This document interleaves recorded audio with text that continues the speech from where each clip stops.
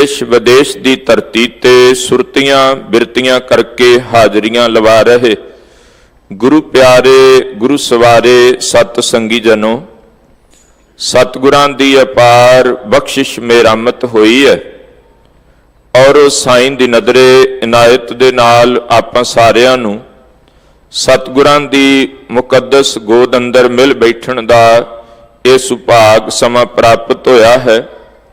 आओ इस मिले हुए वक्त नूं उस मालिक दी इबादत गुरु की बात पा के और पाक गुरबाणी दी विचार राही सफल करन दा प्रयत्न करिए, जो इस पावन अस्थान दी मर्यादा दे अनुसार लड़ीवार शब्द विचार दा समा होया है, जिस दा मूल पाठ जिस शब्द दी आपां विचार करनी है सत्कारयोग सिंह साहब जी दे पासों आप जी ने सरवण कीता है, तो करो कृपा बख्शो असीस। विचारां दी प्रारंभता करन तो पहला सहबे कमाल कृपालू पिता बादशाह दरवेश पुत्रां दे दानी अमृत के दाते कादरे हरकार बेकसारा यार हकरा गंजूर जुमला फैजे नूर बाजां वाले सतगुरु धन धन श्री गुरु गोबिंद सिंह साहब जी द्वारा बख्शिश की गई फतेह। धन धन श्री गुरु ग्रंथ साहब सच्चे पातशाह जी नूं बड़ी शरधा भावना दे नाल दोवें हथ जोड़ बा अदब सीस झुकाउंदियां होया बुलंद आवाज दे विच सारे आखो जी वाहिगुरू जी का खालसा वाहिगुरू जी की फतेह। अज जिस शब्द की आपां विचार करनी है ये पावन पवित्र शब्द शहीदां दे सिरताज बाणी के बोहित धन श्री गुरु ग्रंथ साहिब महाराज जी दे रचनहारे पंचम गुरदेव जप्यो जिन अर्जुन देव गुरु फिर संकट जोन गर्भ न आयो। ऐसे दीन दयाल सतगुरु तिन्हां दी मुबारक रसना तो उचारण किया होया गौड़ी राग अंदर धन धन श्री गुरु ग्रंथ साहिब महाराज जी दे पावन पवित्र अंग 197 दे उपर सुभायमान है। धन गुरु अर्जन देव पातशाह महाराज अज दे इन अमृत बोलां राही अपनी मुबारक रसना तो बचन पै करते ने हर हर नाम मज्जन कर सूचे कोट ग्रहण पुन फल मूचे। ये पहलियां ही दो पंक्तियां रहाऊ दा बंद ने। जदों धर्म की दुनिया की गल चलती है तो उथे इशनान की गल ज्ञान की गल ध्यान की गल असी जदों भी धर्म के प्रछाए गल करते हैं जां धर्म की व्याख्या करते हैं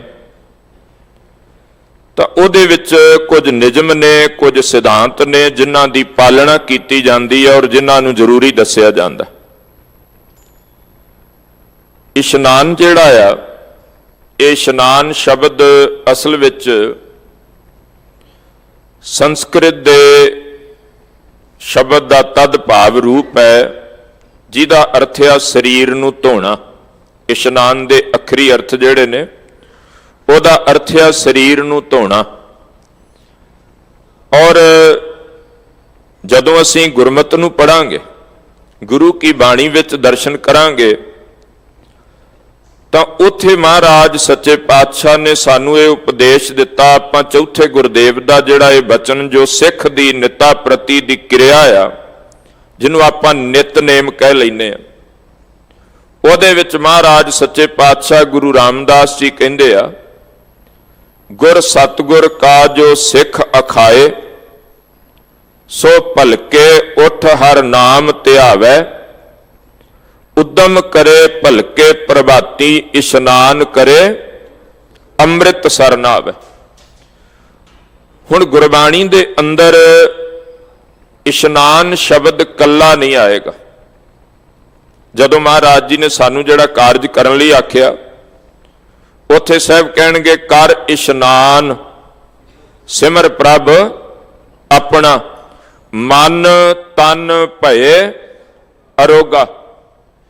ਮਹਾਰਾਜ ਕਹਿੰਦੇ ਇਸ਼ਨਾਨ ਕਰਨਾ ਇਹ ਤਨ ਦੀ ਜਿਹੜਾ ਸਫਾਈ ਦੇ ਵਾਸਤੇ ਬਹੁਤ ਜ਼ਰੂਰੀ ਹੈ, ਕਿਉਂਕਿ ਦੋ ਤਰ੍ਹਾਂ ਦੇ ਲੋਕ ਸੰਸਾਰ ਤੇ, ਇੱਕ ਤਾਂ ਉਹ ਜਿਨ੍ਹਾਂ ਨੇ ਤਨ ਨੂੰ ਇੰਨਾ ਕੁ ਮਲੀਨ ਕਰ ਲਿਆ, ਕੇਸਾਂ ਦੀਆਂ ਜਟਾਵਾਂ ਬਣਾ ਲਈਆਂ, ਤਨ ਤੇ ਕੱਪੜੇ ਮੈਲੇ ਕਚੈਲੇ ਪਾ ਲਏ, ਔਰ ਇੰਨੀ ਕੁ ਗਲੀਨਤਾ ਦੇ ਵਿੱਚ, ਗਲੀਚਤਾ ਦੇ ਵਿੱਚ ਆ ਗਏ, ਮੈਲੇ ਹੋ ਗਏ।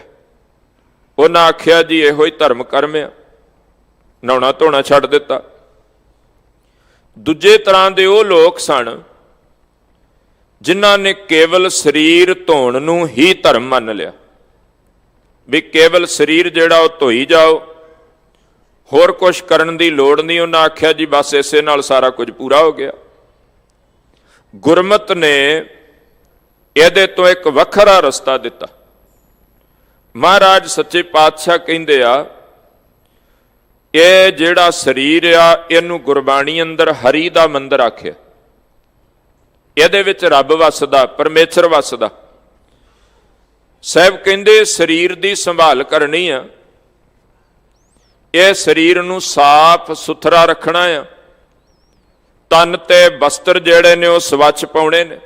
ਸਾਡੇ ਰਹਿਤਨਾਮੇ ਜਦੋਂ ਅਸੀਂ ਸਤਿਗੁਰਾਂ ਦੇ ਪੜ੍ਹਦੇ ਹਾਂ, ਗੁਰਸਿੱਖਾਂ ਨੇ ਉਹ ਰਹਿਤਨਾਮੇ ਲਿਖੇ, ਉਹਦੇ ਵਿੱਚ ਖਾਸ ਕਰਕੇ ਇਹਨਾਂ ਚੀਜ਼ਾਂ ਦਾ ਖਿਆਲ ਕੀਤਾ ਗਿਆ ਔਰ ਇਸ ਚੀਜ਼ ਦੇ ਉੱਤੇ ਜ਼ੋਰ ਦਿੱਤਾ ਗਿਆ। ਆਪਾਂ ਜਦੋਂ ਇਹ ਬਚਨ ਪੜ੍ਹਦੇ ਹਾਂ ਨਾ ਕਿ ਭਾਈ ਕੰਘਾ ਦੋਨੋਂ ਵਕਤ ਕਰ, ਪਾਗ ਚੁਨੇ ਕਰ ਬੰਧਾਈ। ਹੁਣ ਇਹ ਜਿਹੜਾ ਸਤਰਕਤਾ ਔਰ ਸਰੀਰ ਦੇ ਸਾਫ਼ ਸਫਾਈ ਦਾ ਅੰਗ ਮਹਾਰਾਜ ਨੇ ਤਾਂ ਕਰਕੇ ਸਾਡੇ ਉੱਤੇ ਕਿਰਪਾ ਕੀਤੀ, ਸਾਨੂੰ ਸਮਝਾਇਆ। ਦਾਤਨ ਨੀਤ ਕਰੇ ਦੁੱਖ ਨਾ ਪਾਵੇ ਲਾਲ ਜੀ।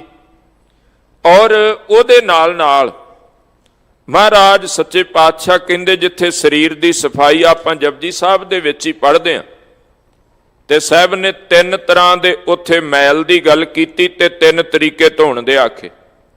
ਪਹਿਲਾ ਬਚਨ ਸਰੀਰ ਲਈ ਕਿਹਾ, ਭਰੀਏ ਹੱਥ ਪੈਰ ਤਨ ਦੇ। ਕਹਿੰਦੇ ਜੀ ਇਹਨੂੰ ਧੋਣ ਦਾ ਸਾਧਨ ਕੀ ਹੈ? ਪਾਣੀ ਧੋਤਾ ਉਤਰ ਸਖੇ।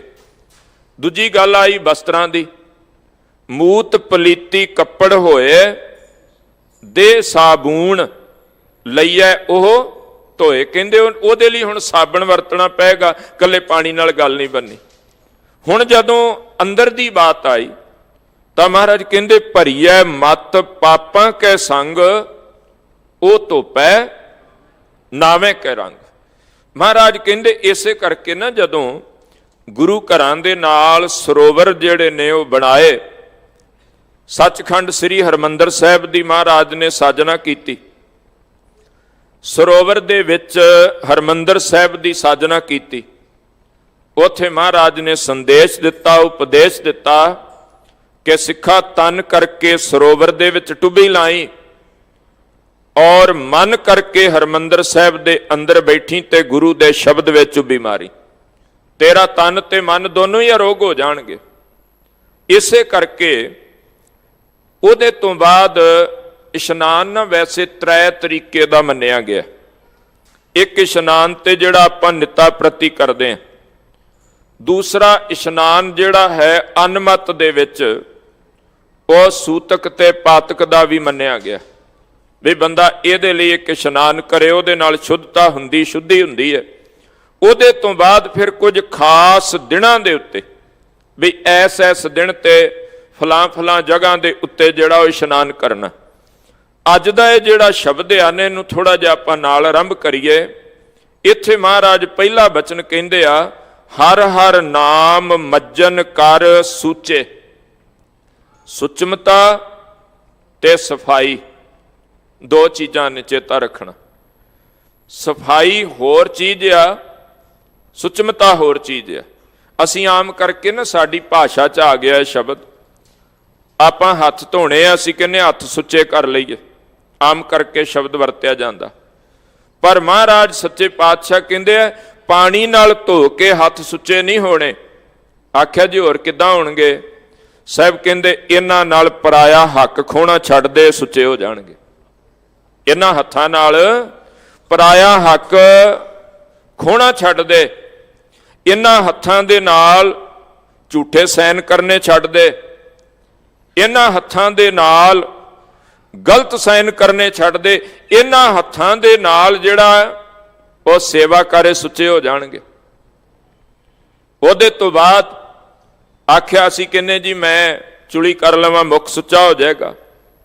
महाराज कहते सफाई होएगी, सुच्चा पता कदों होवेगा? जदों इस रसना नूं झूठ स्पर्श ना करेगा।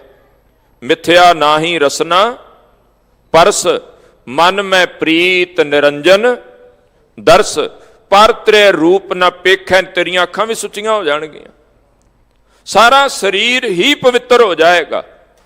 पर महाराज कहते जे तू किते आ कार्ज कर लवें, एक शब्द आपां गुरु नानक साहब दा पढ़दे हां, नानक चुलियां सुचियां जे भर जाने कोय, सुरते चुली ज्ञान की जोगी का जत होए।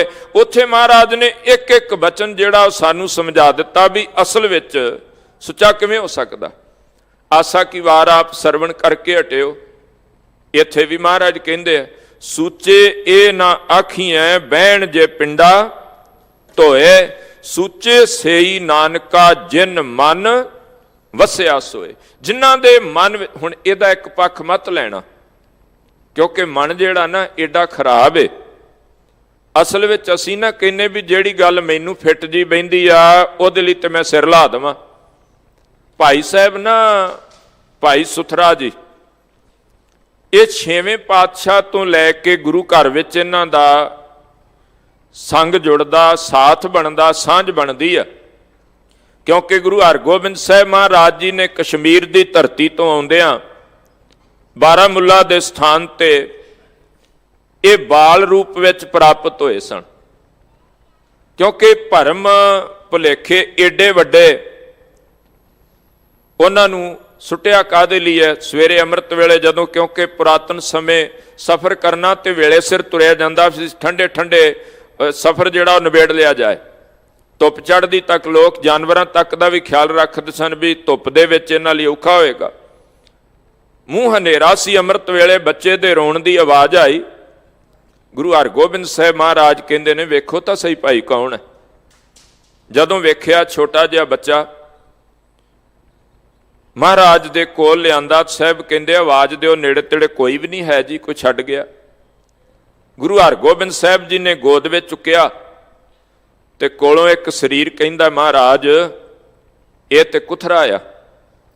कुथरा आपां कहने कलैणे नूं, भी जिन्नूं असीं आखे भी चंगा कोई नहीं, मनहूस आ, इस तरह के शब्द। हुण वो आख्या क्यों? क्योंकि वो बच्चे दियां उपरलियां दंदियां जिहड़ियां वो आईयां होईयां सन, टीथ जिहड़े उपरले सी, वो दंद अज भी साडे विच, असीं कहने ना भी जमाना पढ़ लिख गया, एजुकेटेड हो गया, कुछ है फलाण है टमकाण है। चेता रखियो अज भी बच्चा ना जदों जन्म तो बाद एक समा आउंदा बच्चे दे मुख च दंद आउंदे आ ते सारे टब्बर दे भाऽ दी बनी हुंदी है भी किते उपरलियां दंदियां ना पहलां रख लवे, थल्ले वालियां पहलां कढे। जद कि ते कुदरत दा निजम आ ना, ते खुदा ना खासता जे थल्ले वालियां दे बजाय उपर वालियां आ जाण ते नाल ही कहना शुरू कर देणगे नानकियां ते भारू होवेगा। भी भलिओ जिहड़े विचारे नूं अजे अपना नहीं पता उहदे उत्ते पहलां ही एलीगेशन लगा दिओ, ਉਹਦੇ ਤੇ ਪਹਿਲਾਂ ਹੀ ਇਲਜ਼ਾਮ ਲਾ ਦਿਓ ਵੀ ਨਾਨਕਿਆਂ ਵਾਸਤੇ ਚੰਗਾ ਨਹੀਂ ਹੋਣਾ। ਫਿਰ ਉਹਨਾਂ ਦੰਦੀਆਂ ਨੂੰ ਠਾਕਣ ਦੀ ਕਹਾਣੀ ਜਾਣਾ, ਕਈ ਕੁਝ ਕਰਨਾ, ਬਹੁਤ ਉਹ ਤਾਂ ਵੱਖਰੀਆਂ ਬਾਤਾਂ ਨੇ। ਅੱਜ ਵੀ ਕਰੀ ਜਾਂਦੇ ਲੋਕ ਇਹੋ ਜਿਹਾ ਕੁਝ। ਜਦੋਂ ਆਖਿਆ ਨਾ ਮਹਾਰਾਜ ਇਹ ਕੁਥਰਾ ਹੈ ਤੇ ਗੁਰੂ ਹਰਗੋਬਿੰਦ ਸਾਹਿਬ ਨੇ ਘੁੱਟ ਕੇ ਗਲ ਨਾਲ ਲਾ ਕੇ ਆਖਿਆ ਇਹ ਤਾਂ ਮੇਰਾ ਸੁਥਰਾ ਹੈ। ਮੇਰੀ ਪੀਰੀ ਦੇ ਮਾਲਕ ਨੇ ਉਹਨਾਂ ਦੀ ਹੁਣ ਪ੍ਰਤਪਾਲਣਾ ਕੀਤੀ। ਉਹਨਾਂ ਦਾ ਨਾ ਜਿਹੜਾ ਪ੍ਰਚਾਰ ਦਾ ਢੰਗ ਸੀ ਬੜਾ ਵਿਅੰਗਾਤਮਕ ਸੀ। ਉੱਥੇ ਹੁਣ ਕਲਗੀਧਰ ਪਾਤਸ਼ਾਹ ਮਹਾਰਾਜ ਸੱਚੇ ਦਾਤਾ ਜੀ ਦੇ ਕੋਲ ਹੁਣ 10ਵੇਂ ਪਾਤਸ਼ਾਹ ਤੱਕ, ਉਸ ਤੋਂ ਬਾਅਦ ਵੀ ਅੱਗੇ ਸੁਥਰੇ ਸ਼ਾਹੀਏ ਫਿਰ ਜਿਹੜਾ ਅੱਗੇ ਉਹਨਾਂ ਦੀ ਪੀੜ੍ਹੀ ਚੱਲੀ, ਉਹ ਜਿਸ ਵੇਲੇ ਉੱਥੇ ਨਾ ਦੁਕਾਨ ਤੇ ਉਹਨੇ ਗੱਲ ਕੀਤੀ ਵੀ ਗੁਰੂ ਸਾਹਿਬ ਦੇ ਕੋਲ ਮੈਂ ਰਹਿਣਾ ਹੈ ਤੇ ਮੈਨੂੰ ਕੋਈ ਮਠਿਆਈ ਤੇ ਆਦਿਕ ਦੀ ਲੋੜ ਪਵੇ ਤੇ ਭਾਈ ਦੇ ਦਿਆ ਕਰ, ਮੈਂ ਤੈਨੂੰ ਮਾਇਆ ਦੇ ਦਿਆਂ ਇਕੱਠੀ। ਫੇਰ ਉਹ ਹੁਣ ਜਦੋਂ ਨਾ ਉੱਥੋਂ ਲੈ ਕੇ ਸਾਜੋ ਸਮਾਨ ਛਕ ਲਿਆ ਕਰਨਾ, ਤੇ ਕੁਝ ਦਿਨ ਹੋਏ ਤੇ ਉਹ ਸੱਜਣ ਜਿਹੜਾ ਉਹ ਪੈਸੇ ਮੰਗਣ ਲੱਗਾ, ਕਹਿੰਦਾ ਭਾਈ ਸੁਥਰਿਆ ਮਾਇਆ ਤੇ ਦੇ ਛੱਡ, ਹੁਣ ਵਾਹ ਹੋ ਗਈ ਹੈ, ਪਿਛਲਾ ਚੁਕਾ ਦੇਗਾ ਫਿਰ ਚੱਲ ਪੂ ਕੰਮ, ਦੇ ਛੱਡਦੇ ਆ, ਕੋਈ ਗੱਲ ਨਹੀਂ, ਦਿੰਦੇ ਆ, ਕਰਦੇ ਆ ਕਰਾਉਂਦੇ ਆ। ਇੱਕ ਦਿਨ ਇੱਥੋਂ ਤੱਕ ਕਹਾਣੀ ਪਹੁੰਚ ਗਈ ਵੀ ਉਹਨੂੰ ਸੱਜਣ ਨੂੰ ਸਤਿਗੁਰਾਂ ਦੇ ਕੋਲ ਆਉਣਾ ਪੈ ਗਿਆ, ਤੇ ਮਹਾਰਾਜ ਸੱਚੇ ਪਾਤਸ਼ਾਹ ਦੇ ਕੋਲੋਂ ਆ ਗਿਆ ਸ਼ਿਕਾਇਤ ਲੈ ਕੇ, ਮਹਾਰਾਜ ਤੁਹਾਡਾ ਸਿੱਖ ਆ, ਇੰਨੇ ਦਿਨ ਆ ਕੁਝ ਖਾਂਦਾ ਰਿਹਾ, ਇੰਨੇ ਪੈਸੇ ਬਣ ਗਏ ਤੇ ਮਾਇਆ ਪੁੱਛਦਾ ਤੇ ਅੱਗੋਂ ਟਰਕਾ ਛੱਡਦਾ। ਸਤਿਗੁਰਾਂ ਨੇ ਬੁਲਾਇਆ, ਗੁਰੂ ਪਾਤਸ਼ਾਹ ਮਹਾਰਾਜ ਜੀ ਕਹਿੰਦੇ ਭਾਈ ਸੁਥਰਿਆ ਇਹ ਸੱਜਣ ਤੇਰੀ ਸ਼ਿਕਾਇਤ ਲੈ ਕੇ ਆਇਆ, ਇਹਦੀ ਮਾਇਆ ਦੇਣੀ ਹੈ। ਉਹ ਆਂਦਾ ਜੀ ਮੈਂ ਤੈਨੂੰ ਜਾਣਦਾ ਹੀ ਕੋਈ ਨਹੀਂ, ਇਹ ਕੌਣ ਆ? ਉਹ ਅੱਗੋਂ ਗੁਰੂ ਕਾ ਉਹ ਜਿਹੜਾ ਸੱਜਣ ਸੀ ਨਾ ਹਲਵਾਈ ਜਿਹੜਾ ਵੇਚਣ ਵਾਲਾ ਸੀ ਮਠਿਆਈ ਤੇ ਆਦਿਕ, ਉਹ ਕਹਿੰਦਾ ਸਿੱਖਿਆ ਗੁਰੂ ਕਾ ਮੁਕਰ ਤੇ ਨਾ ਕਮ ਸੇ ਕਮ ਖਾ ਕੇ। ਆਂਦਾ ਜਦੋਂ ਮਹਾਰਾਜ ਦੀ ਬਾਣੀ ਕਹਿੰਦੀ ਵੀ ਕੇਤੇ ਲੈ ਲੈ ਮੁਕਰ ਪਾਹੇ, ਤੇ ਕਲਗੀਧਰ ਪਾਤਸ਼ਾਹ ਮਹਾਰਾਜ ਕਹਿੰਦੇ ਫਿਰ ਅਗਲੀ ਪੰਕਤੀ ਵੀ ਪੜ੍ਹ ਲਾ ਭਾਈ, ਤੇ ਉਹਨੇ ਵਿਅੰਗ ਨਾਲ ਸ਼ਬਦ ਆਖਿਆ। ਉਹ ਕਹਿੰਦਾ ਜੀ ਜਿਹੜੀ ਮੈਨੂੰ ਫਿੱਟ ਬਹਿੰਦੀ ਸੀ ਮੈਂ ਪੜ੍ਹ ਲਈ ਆ, ਬਾਕੀ ਇੰਨੇ ਬੈਠੇ ਨੇ ਇਹਨਾਂ ਤੋਂ ਪੜ੍ਹਾ ਲਓ, ਅਗਲੀ ਥੋੜੀ ਮੈਂ ਪੜ੍ਹਨੀ ਹੈ। ਮਨ ਦੀ ਕਹਾਣੀ ਜਿਹੜੀ ਉਹ ਇਹ ਹੈ ਵੀ ਅਸੀਂ ਕਈ ਵਾਰ ਨਾ ਸੱਚ ਜਾਣਿਓ ਗੁਰੂ ਕੇ ਸ਼ਬਦ ਦੀਆਂ ਪੰਕਤੀਆਂ ਨੂੰ ਵੀ ਇਸ ਢੰਗ ਨਾਲ ਵਰਤਦੇ ਆ, ਜਾਣ ਬੁੱਝ ਕੇ, ਕਈ ਵਾਰ ਜਾਣ ਬੁੱਝ ਕੇ ਬਈ ਇਹ ਭਾਈ ਮਹਾਰਾਜ ਦੀ ਬਾਣੀ ਤਾਂ ਇਸ ਤਰ੍ਹਾਂ ਕਹਿੰਦੀ, ਮੈਂ ਤਾਂ ਉਹਦੇ ਮੁਤਾਬਕ ਚੱਲਦਾ, ਜਦ ਕਿ ਪੂਰੇ ਪ੍ਰਕਰਨ ਨੂੰ, ਪੂਰੇ ਸ਼ਬਦ ਨੂੰ ਗੁਰੂ ਗ੍ਰੰਥ ਸਾਹਿਬ ਦੇ ਵਿੱਚ ਆਪ ਜੀ ਪੜੋਗੇ, ਕਈ ਵਾਰ 3-3 4-4 ਅੰਗ ਪਿੱਛੋਂ, 3-3 4-4 ਅੰਗ ਅੱਗੋਂ, 8-10 ਅੰਗ ਪੜੋ ਤੇ ਫਿਰ ਜਾ ਕੇ ਇੱਕ ਸਬਜੈਕਟ ਕੰਪਲੀਟ ਹੁੰਦਾ ਹੈ, ਤੇ ਫਿਰ ਪਤਾ ਲੱਗਦਾ ਵੀ ਮਹਾਰਾਜ ਇਹ ਗੱਲ ਕਿਸ ਪੱਖ ਤੇ ਕਰ ਰਹੇ ਆ। ਆਸਾ ਕੀ ਵਾਰ ਦੇ ਵਿੱਚੋਂ ਨੱਚਣ ਕੁੱਦਣ ਦੀ ਗੱਲ ਕਰੋ, ਤੇ ਆਂਦੇ ਜੀ ਮਹਾਰਾਜ ਦੀ ਬਾਣੀ 'ਚ ਲਿਖਿਆ ਨੱਚਣ ਕੁੱਦਣ ਮਣਕਾ ਚਾਓ। ਇੱਕ ਪੰਕਤੀ ਪੜ੍ਹ ਲਈ ਪਰ ਪਿੱਛੋਂ ਪੂਰਾ ਸ਼ਬਦ ਨਹੀਂ ਨਾ ਪੜਿਆ ਵੀ ਇਹ ਪ੍ਰਕਰਨ ਕੀ ਸ਼ੁਰੂ ਹੋਇਆ। ਸਤਿਗੁਰੂ ਮਹਾਰਾਜ ਇਸੇ ਤਰ੍ਹਾਂ ਇਹ ਜਿਹੜਾ ਸੁੱਚੇ ਸ਼ਬਦ ਆ, ਅਸੀਂ ਨਾ ਕਈ ਵਾਰ ਜਿਹੜੇ ਲੋਕ ਦਲਿਦਰੀ ਆ, ਇਸ਼ਨਾਨ ਨਹੀਂ ਕਰਨਾ ਚਾਹੁੰਦੇ, ਉਹ ਕਈ ਵਾਰ ਇਹੋ ਜਿਹੀਆਂ ਪੰਕਤੀਆਂ ਵੀ ਮਹਾਰਾਜ ਨੇ ਲਿਖਿਆ ਜੀ, ਨਹਾਵਣ ਚੱਲੇ ਤੀਰਥੀ ਮਨ ਖੋਟੇ ਤਨ ਚੋਰ, ਇੱਕ ਭਉ ਲੱਥੀ ਨਾਤਿਆਂ ਦੋਏ ਪਾ ਚੜੀਐਸ ਹੋਰ, ਸਾਧ ਭਲੇ ਅਨ ਨਾਤਿਆਂ ਚੋਰ ਸੇ ਚੋਰਾ ਚੋਰ। ਉਹਨਾਂ ਨੇ ਪਿੱਛੋਂ ਨਹੀਂ ਪੜਨਾ ਸ਼ਬਦ, ਇੱਥੋਂ ਸ਼ੁਰੂ ਕਰਨਗੇ ਸਾਧ ਭਲੇ ਅਨ ਨਾਤਿਆਂ, ਆਪਣੇ ਆਪ ਨੂੰ ਸਾਧੂ ਕਹਿ ਕੇ ਤੇ ਅੰਮ੍ਰਿਤ ਵੇਲੇ ਦੇ ਇਸ਼ਨਾਨ ਤੋਂ ਵੀ ਭੱਜਣਾ।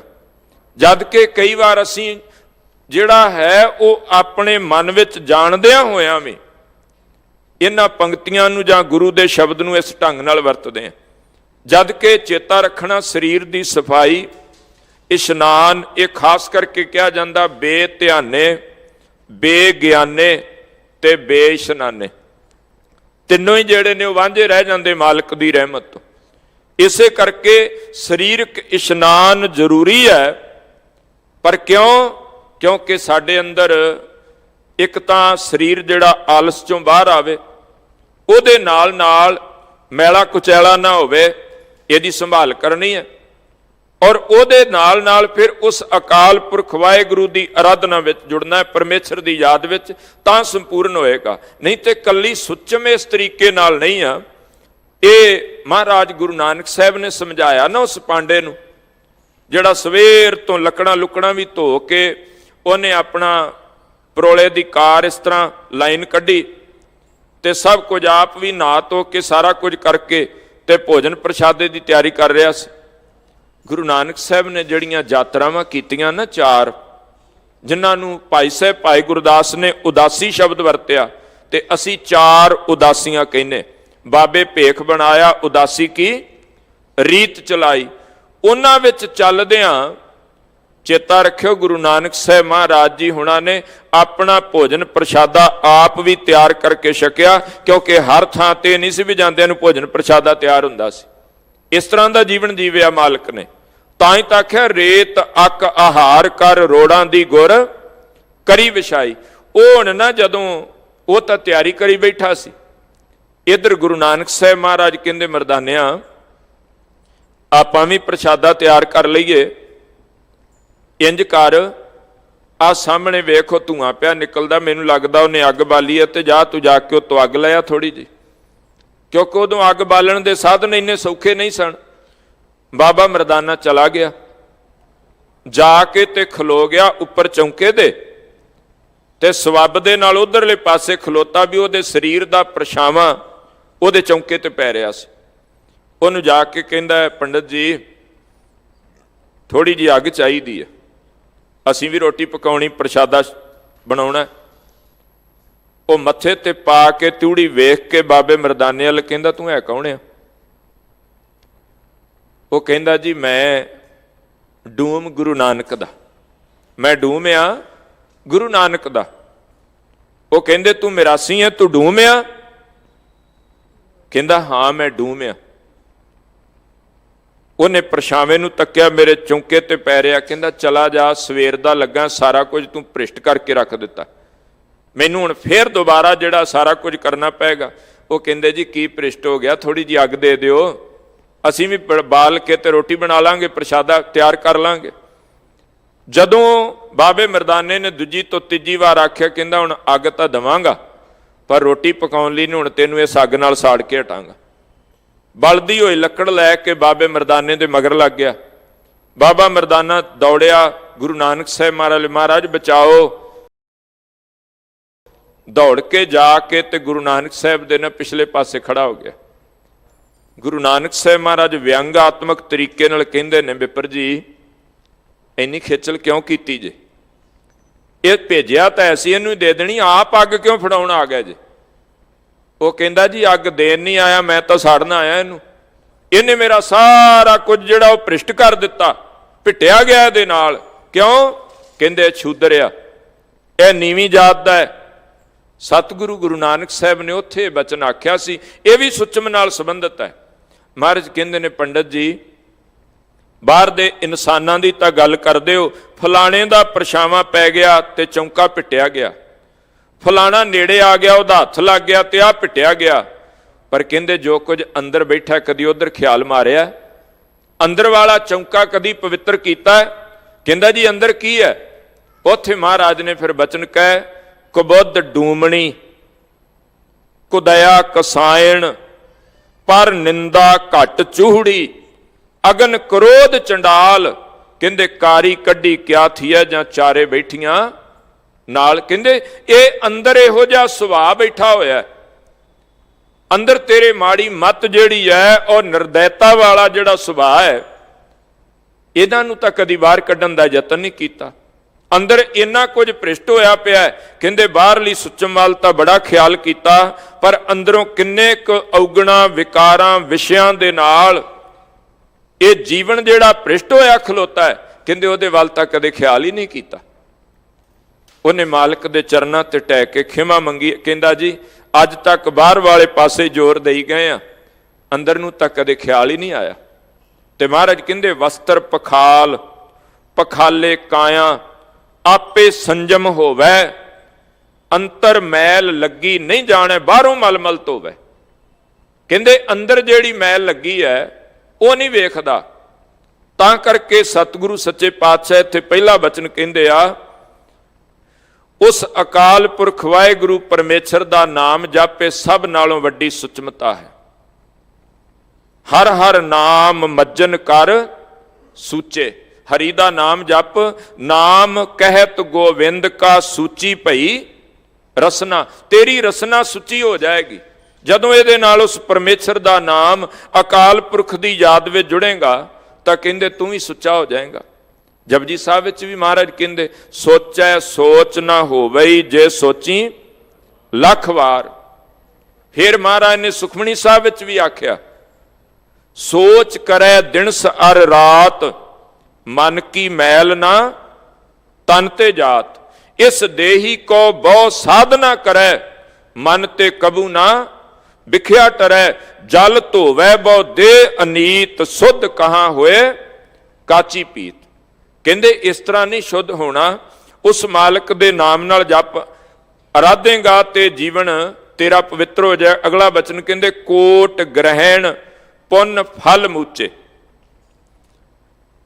ਅਸਲ ਵਿੱਚ ਸੂਰਜ ਗ੍ਰਹਿਣ ਦੇ ਉੱਤੇ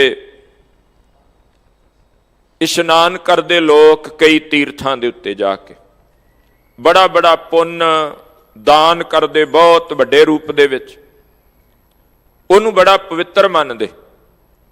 ਮਹਾਰਾਜ ਕਹਿੰਦੇ ਨੇ ਕਰੋੜਾਂ ਗ੍ਰਹਿਣਾਂ ਦੇ ਉੱਤੇ, ਕਰੋੜਾਂ ਵਾਰ ਸੂਰਜ ਗ੍ਰਹਿਣ ਲੱਗਾ ਹੋਵੇ ਤੇ ਤੂੰ ਉਹਨਾਂ ਉੱਤੇ ਕੀਤਾ ਪੁੰਨ ਦਾਨ, ਇਹਦੇ ਨਾਲੋਂ ਵੀ ਵੱਡਾ ਮਹਾਤਮ ਹੈ ਜੇ ਤੂੰ ਕਿਤੇ ਪਰਮੇਸ਼ਰ ਦੀ ਇਬਾਦਤ ਕਰ ਲਵੇਂ, ਉਹਦੀ ਆਰਾਧਨਾ ਕਰ ਲਵੇਂ। ਤੈਨੂੰ ਹੋਰ ਪਾਸੇ ਜਾਣ ਦੀ ਲੋੜ ਨਹੀਂ। ਅਸਲ ਵਿੱਚ ਜਿਹੜੇ ਜਦੋਂ ਗ੍ਰਹਿਆਂ ਦੀ ਗੱਲ ਆਉਂਦੀ ਆ ਨਾ, ਖਗੋਲ ਵਿਗਿਆਨ ਜਿਹੜਾ ਹੈ ਜਾਂ ਜੋਤਿਸ਼ ਇਤਿਆਦਿਕ ਆ, ਜਿਹੜੇ ਲੋਕ ਇਹਨਾਂ ਭਰਮਾਂ 'ਚ ਪਏ ਉਹ ਕਰਦੇ ਹੋ ਜਾ ਕੁਝ। ਵੈਸੇ ਤਾਂ ਗ੍ਰਹਿਆਂ ਦੀ ਕਹਾਣੀ ਇਹ ਹੈ, ਇੱਕ ਬੜੇ ਵਿਅੰਗਾਤਮਕ ਤਰੀਕੇ ਨਾਲ ਸੱਜਣ ਨੇ ਲਿਖਿਆ। ਕੋਈ ਖੂਹ 'ਚ ਡਿੱਗਾ ਪਿਆ ਸੀ ਬੰਦਾ ਤੇ ਆਵਾਜ਼ਾਂ ਮਾਰੇ, ਉਹ ਰਾਹ ਘੱਟ ਵਗਦਾ ਸੀ, ਲੰਘਦਾ ਕੋਈ ਵਿਰਲਾ ਸੀ ਉੱਥੋਂ ਦੀ, ਇੱਕ ਮਾਈ ਤੁਰੀ ਜਾਵੇ। ਉਹ ਹਾਲ ਪਾਰਿਆ ਪਿਆ ਕਰਦਾ ਸੀ, ਖੂਹ 'ਚ ਡਿੱਗਾ ਤੇ ਆਵਾਜ਼ਾਂ ਦੇਵੇ। ਉਹ ਮਾਈ ਨੇ ਨਾ ਆਵਾਜ਼ ਸੁਣ ਲਈ, ਉਹਨੂੰ ਤਰਸ ਆ ਗਿਆ। ਉਹਨੇ ਸਿਰ ਦੀ ਚੁੰਨੀ ਲਾਈ, ਹੋਰ ਨਾਲ ਜਿਹੜਾ ਨੇੜੇ ਤੇੜੇ ਕੋ ਫੜ ਕੇ ਕਾਈ ਦੱਬ ਉਹਦਾ ਕੋ ਵੱਟ ਕੇ ਜਿਹੜਾ ਬੇੜ ਸੀ ਉਹ ਖੂਹ 'ਚ ਲਮਕਾਇਆ ਤੇ ਉਹਨੂੰ ਨਾ ਆਸਰਾ ਮਿਲਿਆ ਤੇ ਉਹਦੇ ਆਸਰੇ ਨਾਲ ਖੂਹ 'ਚ ਬਾਹਰ ਨਿਕਲ ਆਇਆ। ਨਿਕਲ ਕੇ ਤੇ ਉਹ ਕਹਿੰਦਾ ਮਾਤਾ ਤੇਰਾ ਬੜਾ ਬੜਾ ਧੰਨਵਾਦ, ਤੇ ਮੈਂ ਤੈਨੂੰ ਇੱਕ ਗੱਲ ਕਹਿਣੀ ਹੈ, ਮੈਨੂੰ ਦੱਸ ਬਈ ਮੈਂ ਤੇਰੇ ਇਸ ਕੀਤੇ ਪਰਉਪਕਾਰ ਦਾ ਬਦਲਾ ਕਿਵੇਂ ਚੁਕਾ ਸਕਦਾ, ਮੈਂ ਕੁਝ ਦੇਣਾ ਚਾਹੁੰਦਾ। ਉਹਨੇ ਆਖਿਆ ਪੁੱਤ ਤੂੰ ਕੀ ਦੇ ਸਕਦਾ, ਧਿਆਨ। ਉਹ ਕਹਿੰਦਾ ਵੀ ਤੇਰੇ ਬੱਚੇ, ਕਹਿੰਦੇ ਮੇਰਾ ਇੱਕ ਪੁੱਤ ਆ, ਆਂਦਾ ਮੈਨੂੰ ਗ੍ਰਹਿ ਨਖੱਤਰਾਂ ਦਾ ਬਹੁਤ ਪਤਾ ਆ, ਮੈਂ ਵਿਦਿਆ ਜਾਣਦਾ, ਕਿਹੜਾ ਗ੍ਰਹਿ ਕਿੱਥੇ ਸ਼ੋਭਿਆ ਅਸ਼ੋਭਿਆ ਐਸਾ ਕੁਝ ਆ, ਤੇ ਮੈਂ ਨਾ ਤੇਰੇ ਪੁੱਤ ਨੂੰ ਸਿਖਾ ਸਕਦਾ। ਤੇ ਉਹ ਮਾਤਾ ਅੱਗੋਂ ਕਿਤੇ ਰੌਸ਼ਨ ਰੂਹ ਸੀ। ਉਹ ਆਂਦੀ ਪੁੱਤ ਤੂੰ ਉੱਪਰਲੇ ਗ੍ਰਹਿਆਂ ਵਾਲੀ ਕਹਾਣੀ ਬਾਅਦ 'ਚ ਕਰੀ, ਮੈਂ ਤੈਨੂੰ ਇੱਕ ਮੱਤ ਦੇਵਾਂ। ਕਹਿੰਦੇ ਆਖਿਆ ਕੀ? ਕਹਿੰਦੇ ਉੱਪਰ ਨੂੰ ਵੇਖਣ ਦੀ ਬਜਾਏ ਨਾ ਥੱਲੇ ਵੇਖ ਕੇ ਤੁਰਿਆ ਕਰ, ਐਤਕੀ ਤਾਂ ਤੇਰੀ ਕਿਸਮਤ ਨੂੰ ਆ ਗਈ ਮੈਂ ਤੇ ਕੱਢ ਦਿੱਤਾ, ਦੂਜੀ ਵਾਰ ਕਿਤੇ ਖੂਹ 'ਚ ਡਿੱਗ ਪਿਓ ਤੇ ਵਿੱਚੇ ਖਤਮ ਹੋ ਜਾਏ, ਕਿਸੇ ਕੱਢਣਾ ਕੋਈ ਨਹੀਂ ਤੈਨੂੰ। ਤੂੰ ਉੱਪਰ ਨੂੰ ਤਾਂ ਵੇਖੀ ਜਾਣਾ ਵੀ ਆਹ ਗ੍ਰਹਿ ਤੇ ਆ, ਕਿਉਂਕਿ ਖਾਸ ਕਰਕੇ 9 ਗ੍ਰਹਿ ਜਿਹੜੇ ਹੈ ਉਹ ਜੋਤਿਸ਼ ਇਤਿਆਦਿਕ ਨੇ ਮੰਨੇ। ਉਹਦੇ ਵਿੱਚ ਸੂਰਜ ਤੇ ਚੰਦਰਮਾ, ਉਹਦੇ ਤੋਂ ਬਾਅਦ ਮੰਗਲ, ਫਿਰ ਬ੍ਰਿਹਸਪਤ ਜਿਹੜਾ ਹੈ ਉਹਦੀ ਬਾਤ ਕੀਤੀ ਜਾਂਦੀ ਹੈ, ਔਰ ਬੁੱਧ ਵਾਲੀ, ਤੇ ਫਿਰ ਸ਼ੁੱਕਰ ਸ਼ਨੀ। ਇਹ ਜਿਹੜੇ ਗ੍ਰਹਿ ਨੇ ਰਾਹੂ ਤੇ ਕੇਤੂ ਮਿਲਾ ਕੇ 9 ਕਹਿ ਦਿੱਤੇ। ਪਰ ਬਾਬਾ ਕਬੀਰ ਜੀ ਨੂੰ ਜਦੋਂ ਪੜ੍ਹੋਗੇ ਉਹ ਕਹਿੰਦੇ ਨੇ ਕੋਟ ਨਵ ਗ੍ਰਹਿ ਠਾਢੇ ਦਰਬਾਰ, ਤੇਰੇ ਦਰਬਾਰ ਵਿੱਚ ਕਰੋੜਾਂ ਇਹੋ ਜਿਹੇ 9 ਗ੍ਰਹਿ ਤੁਰੇ ਫਿਰਦੇ ਆ ਮਹਾਰਾਜ, ਅਕਾਲ ਪੁਰਖ ਵਾਹਿਗੁਰੂ। ਤੇ ਮਹਾਰਾਜ ਕਹਿੰਦੇ ਤੂੰ ਇਹਨਾਂ ਗ੍ਰਹਿਾਂ ਦੀ ਪੂਜਾ, ਭਾਈ ਸਾਹਿਬ ਭਾਈ ਗੁਰਦਾਸ ਜੀ ਦਾ ਇੱਕ ਕਵਿਤ ਆ, ਉਹ ਕਹਿੰਦੇ ਆ ਕਿ ਗੁਰਸਿੱਖ ਸੰਗਤ ਮਿਲਾਪ ਕੋ ਪ੍ਰਤਾਪ ਐਸੋ, ਪਤ ਬ੍ਰਤ ਏਕ ਟੇਕ ਦੁਬਦਾ ਨਿਵਾਰੀ ਹੈ, ਪੁੱਛਤ ਨਾ ਜੋਤਿਤ। ਕਹਿੰਦੇ ਉਹ ਕਿਸੇ ਜੋਤਸ਼ੀ ਵਾਲੇ ਪਾਸੇ ਨਹੀਂ ਜਾਂਦਾ। ਪੁੱਛਤ ਨਾ ਜੋਤਿ ਕੋ ਵੇਦ ਥਿਤ ਵਾਰ ਕਛ, ਗ੍ਰਹਿ ਔਰ ਨਖੱਤਰ ਕੀ ਨਾ ਸ਼ੰਕਾ ਔਰ ਧਾਰੀ ਹੈ। ਕਹਿੰਦੇ ਨਾ ਉਹਨੂੰ ਕਿਸੇ ਗ੍ਰਹਿ ਦਾ ਡਰ, ਨਾ ਕਿਸੇ ਨਖੱਤਰ ਦਾ ਡਰ, ਉਹ ਕੇਵਲ ਤੇ ਕੇਵਲ ਅਕਾਲ ਪੁਰਖ ਦੇ ਨਾਲ ਜੁੜਦਾ। ਇੱਕ ਆਸਾ ਰਾਗ ਵਿੱਚ ਸ਼ਬਦ ਹੈ ਪੰਜਵੇਂ ਪਾਤਸ਼ਾਹ ਦਾ, ਸੂਖ ਸਹਿਜ ਆਨੰਦ ਘਣਾ, ਹਰ ਕੀਰਤਨ ਗਾਓ, ਗ੍ਰਹਿ ਨਿਵਾਰੇ ਸਤਿਗੁਰੂ ਦੇ ਆਪਣਾ ਨਾਮ। ਕਹਿੰਦੇ ਜਦੋਂ ਉਸ ਮਾਲਕ ਦੇ ਨਾਮ ਦੇ ਨਾਲ ਜੁੜ ਗਏ ਨਾ, ਤੇ ਸਾਰੇ ਗ੍ਰਹਿ ਜਿਹੜੇ ਉਸ ਮਾਲਕ ਨੇ ਨਿਵਾਰ ਦਿੱਤੇ। ਉਸ ਦਾਤੇ ਨਾਲ ਜੁੜ ਕੇ ਸਿੱਖ ਨਾ ਤਾਂ ਕਿਸੇ ਗ੍ਰਹਿ ਦੀ ਪੂਜਾ ਕਰਦਾ, ਨਾ ਕਿਸੇ ਨਖੱਤਰ ਦੀ ਪੂਜਾ ਕਰਦਾ, ਨਾ ਥਿਤ ਦੀ ਨਾ ਵਾਰ ਦੀ, ਉਹ ਕੇਵਲ ਤੇ ਕੇਵਲ ਪੂਜਾ ਅਕਾਲ ਕੀ ਕਰਨ ਵਾਲਾ ਹੈ। ਤਾਂ ਮਹਾਰਾਜ ਨੇ ਖਾਲਸੇ ਦਾ ਜੀਵਨ ਜਦੋਂ ਕਿਹਾ ਤੇ ਸਾਹਿਬ ਨੇ ਉੱਥੇ ਇਹੋ ਹੀ ਆਖਿਆ, ਜਾਗਤ ਜੋਤ ਜਪੈ ਨਿਸਬਾਸੁਰ, ਏਕ ਬਿਨਾ ਮਨ ਨੈਕ ਨਾ ਆਨੈ, ਪੂਰਨ ਪ੍ਰੇਮ ਪ੍ਰਤੀਤ ਸਜੈ ਬ੍ਰਤ ਗੋਰ ਮੜੀ, ਮਟ ਭੂਲ ਨਾ ਮੰਨੈ। ਉਹ ਇਹੋ ਜਿਹੇ ਕਰਮ ਦੇ ਵਿੱਚ ਨਹੀਂ ਪੈਂਦਾ। ਉਹ ਕੇਵਲ ਤੇ ਕੇਵਲ ਉਸ ਅਕਾਲ ਪੁਰਖ ਨੂੰ ਸਿਮਰਨ ਵਾਲਾ, ਉਹਨੂੰ ਚੇਤੇ ਕਰਨ ਵਾਲਾ। ਕਹਿੰਦੇ ਕੋਟ ਗ੍ਰਹਿਣ ਪੁੰਨ ਫਲ ਮੂਚੇ, ਕਰੋੜਾਂ ਹੀ ਜਿਹੜਾ ਹੈ ਉਹ ਲੱਗੇ ਹੋਏ ਗ੍ਰਹਿਣ ਤੋਂ ਬਾਅਦ ਇਸ਼ਨਾਨ ਕਰਨਾ, ਦਾਨ ਪੁੰਨ ਕਰਨਾ, ਇਹਦੇ ਤੋਂ ਵੀ ਉੱਪਰ ਹੈ ਉਸ ਪਰਮੇਸ਼ਰ ਅਕਾਲ ਪੁਰਖ ਵਾਹਿਗੁਰੂ ਪਰਮਾਤਮਾ ਦਾ ਨਾਮ, ਜਿਹਨੂੰ ਮਹਾਰਾਜ ਕਹਿੰਦੇ ਪ੍ਰਭ ਕੈ ਸਿਮਰਨ ਤੀਰਥ ਇਸ਼ਨਾਨੀ, ਪ੍ਰਭ ਕੈ ਸਿਮਰਨ ਦਰਗਹਿ ਮਾਨੀ। ਪ੍ਰਭੂ ਦਾ ਸਿਮਰਨ, ਅਕਾਲ ਪੁਰਖ ਦੀ ਯਾਦ, ਇਹੀ ਸਭ ਨਾਲੋਂ ਵੱਡਾ ਤੀਰਥ ਇਸ਼ਨਾਨ ਆ। ਰਹਾਓ ਕਹਿੰਦੇ ਹਰ ਕੇ ਚਰਨ ਹਿਰਦੇ ਮੈਂ ਬਸੇ, ਜਦੋਂ ਉਸ ਹਰੀ ਦੇ ਚਰਨ ਹਿਰਦੇ ਵਿੱਚ ਵਸ ਗਏ, ਉਹਦੀ ਯਾਦ, ਉਸ ਮਾਲਕ ਦੀ ਯਾਦ ਹਿਰਦੇ ਵਿੱਚ ਵਸ ਗਈ। ਕਹਿੰਦੇ ਜਨਮ ਜਨਮ ਕੇ ਕਿਲ ਵਿਖ ਨਸੇ, ਜਨਮਾਂ ਜਨਮਾਂਤਰਾਂ ਦੇ ਪਾਪ ਜਿਹੜੇ ਸਨ ਉਹ ਨਸ ਗਏ। ਕਿਉਂਕਿ ਜਦੋਂ ਅਸਲ ਮਾਲਕ ਘਰ ਵਿੱਚ ਆ ਗਿਆ ਨਾ, ਤੇ ਮਹਾਰਾਜ ਸੱਚੇ ਪਾਤਸ਼ਾਹ ਗੁਰਬਾਣੀ ਵਿੱਚ ਸਤਿਗੁਰੂ ਕਹਿੰਦੇ ਆ ਨਸ ਵੰਝੋ ਕਿਲ ਵਿਖੋ ਕਰਤਾ ਘਰ ਆਇਆ। ਕਹਿੰਦੇ ਘਰ ਦੇ ਵਿੱਚ ਉਹ ਮਾਲਕ ਆ ਗਿਆ, ਇਸੇ ਕਰਕੇ ਹੁਣ ਉਹਨਾਂ ਕਿਲ ਵਿਖਾਂ ਦੀ ਕੋਈ ਥਾਂ ਨਹੀਂ, ਔਰ ਉਹਦਾ ਇੱਕ ਕਿਨਕਾ ਮਾਤਰ ਕਿਤੇ ਨਾਮ ਵਸ ਜਾਏ। ਮਹਾਰਾਜ ਗੁਰਬਾਣੀ ਵਿੱਚ ਸਤਿਗੁਰੂ ਸੱਚੇ ਪਾਤਸ਼ਾਹ ਕਹਿੰਦੇ ਜਿਵੇਂ ਲੱਖਾਂ ਮਣਾ ਲੱਕੜ ਇਕੱਠੀ ਕੀਤੀ ਹੋਵੇ ਨਾ, ਤੇ ਉਸ ਬਾਲਣ ਨੂੰ ਸਾੜਨ ਦੇ ਲਈ ਲੱਖਾਂ ਮਣਾ ਅੱਗ ਨਹੀਂ ਚਾਹੀਦੀ। ਇੱਕ ਛੋਟੀ ਜੀ ਚੰਗਿਆੜੀ ਜਿਹੜੀ ਹੈ ਉਹ ਲੱਖਾਂ ਮਣਾ ਲੱਕੜ ਨੂੰ ਸਾੜ ਕੇ ਸੁਆਹ ਕਰ ਦਿੰਦੀ ਹੈ। ਇਸੇ ਤਰ੍ਹਾਂ ਕਹਿੰਦੇ ਤੇਰੇ ਅੰਦਰ ਜਨਮਾਂ ਜਨਮਾਂਤਰਾਂ ਦਾ ਬਾਲਣ ਇਕੱਠਾ ਹੋਇਆ ਹੈ, ਵਿਕਾਰਾਂ ਦਾ, ਔਗਣਾਂ ਦਾ, ਵਿਸ਼ਿਆਂ ਦਾ।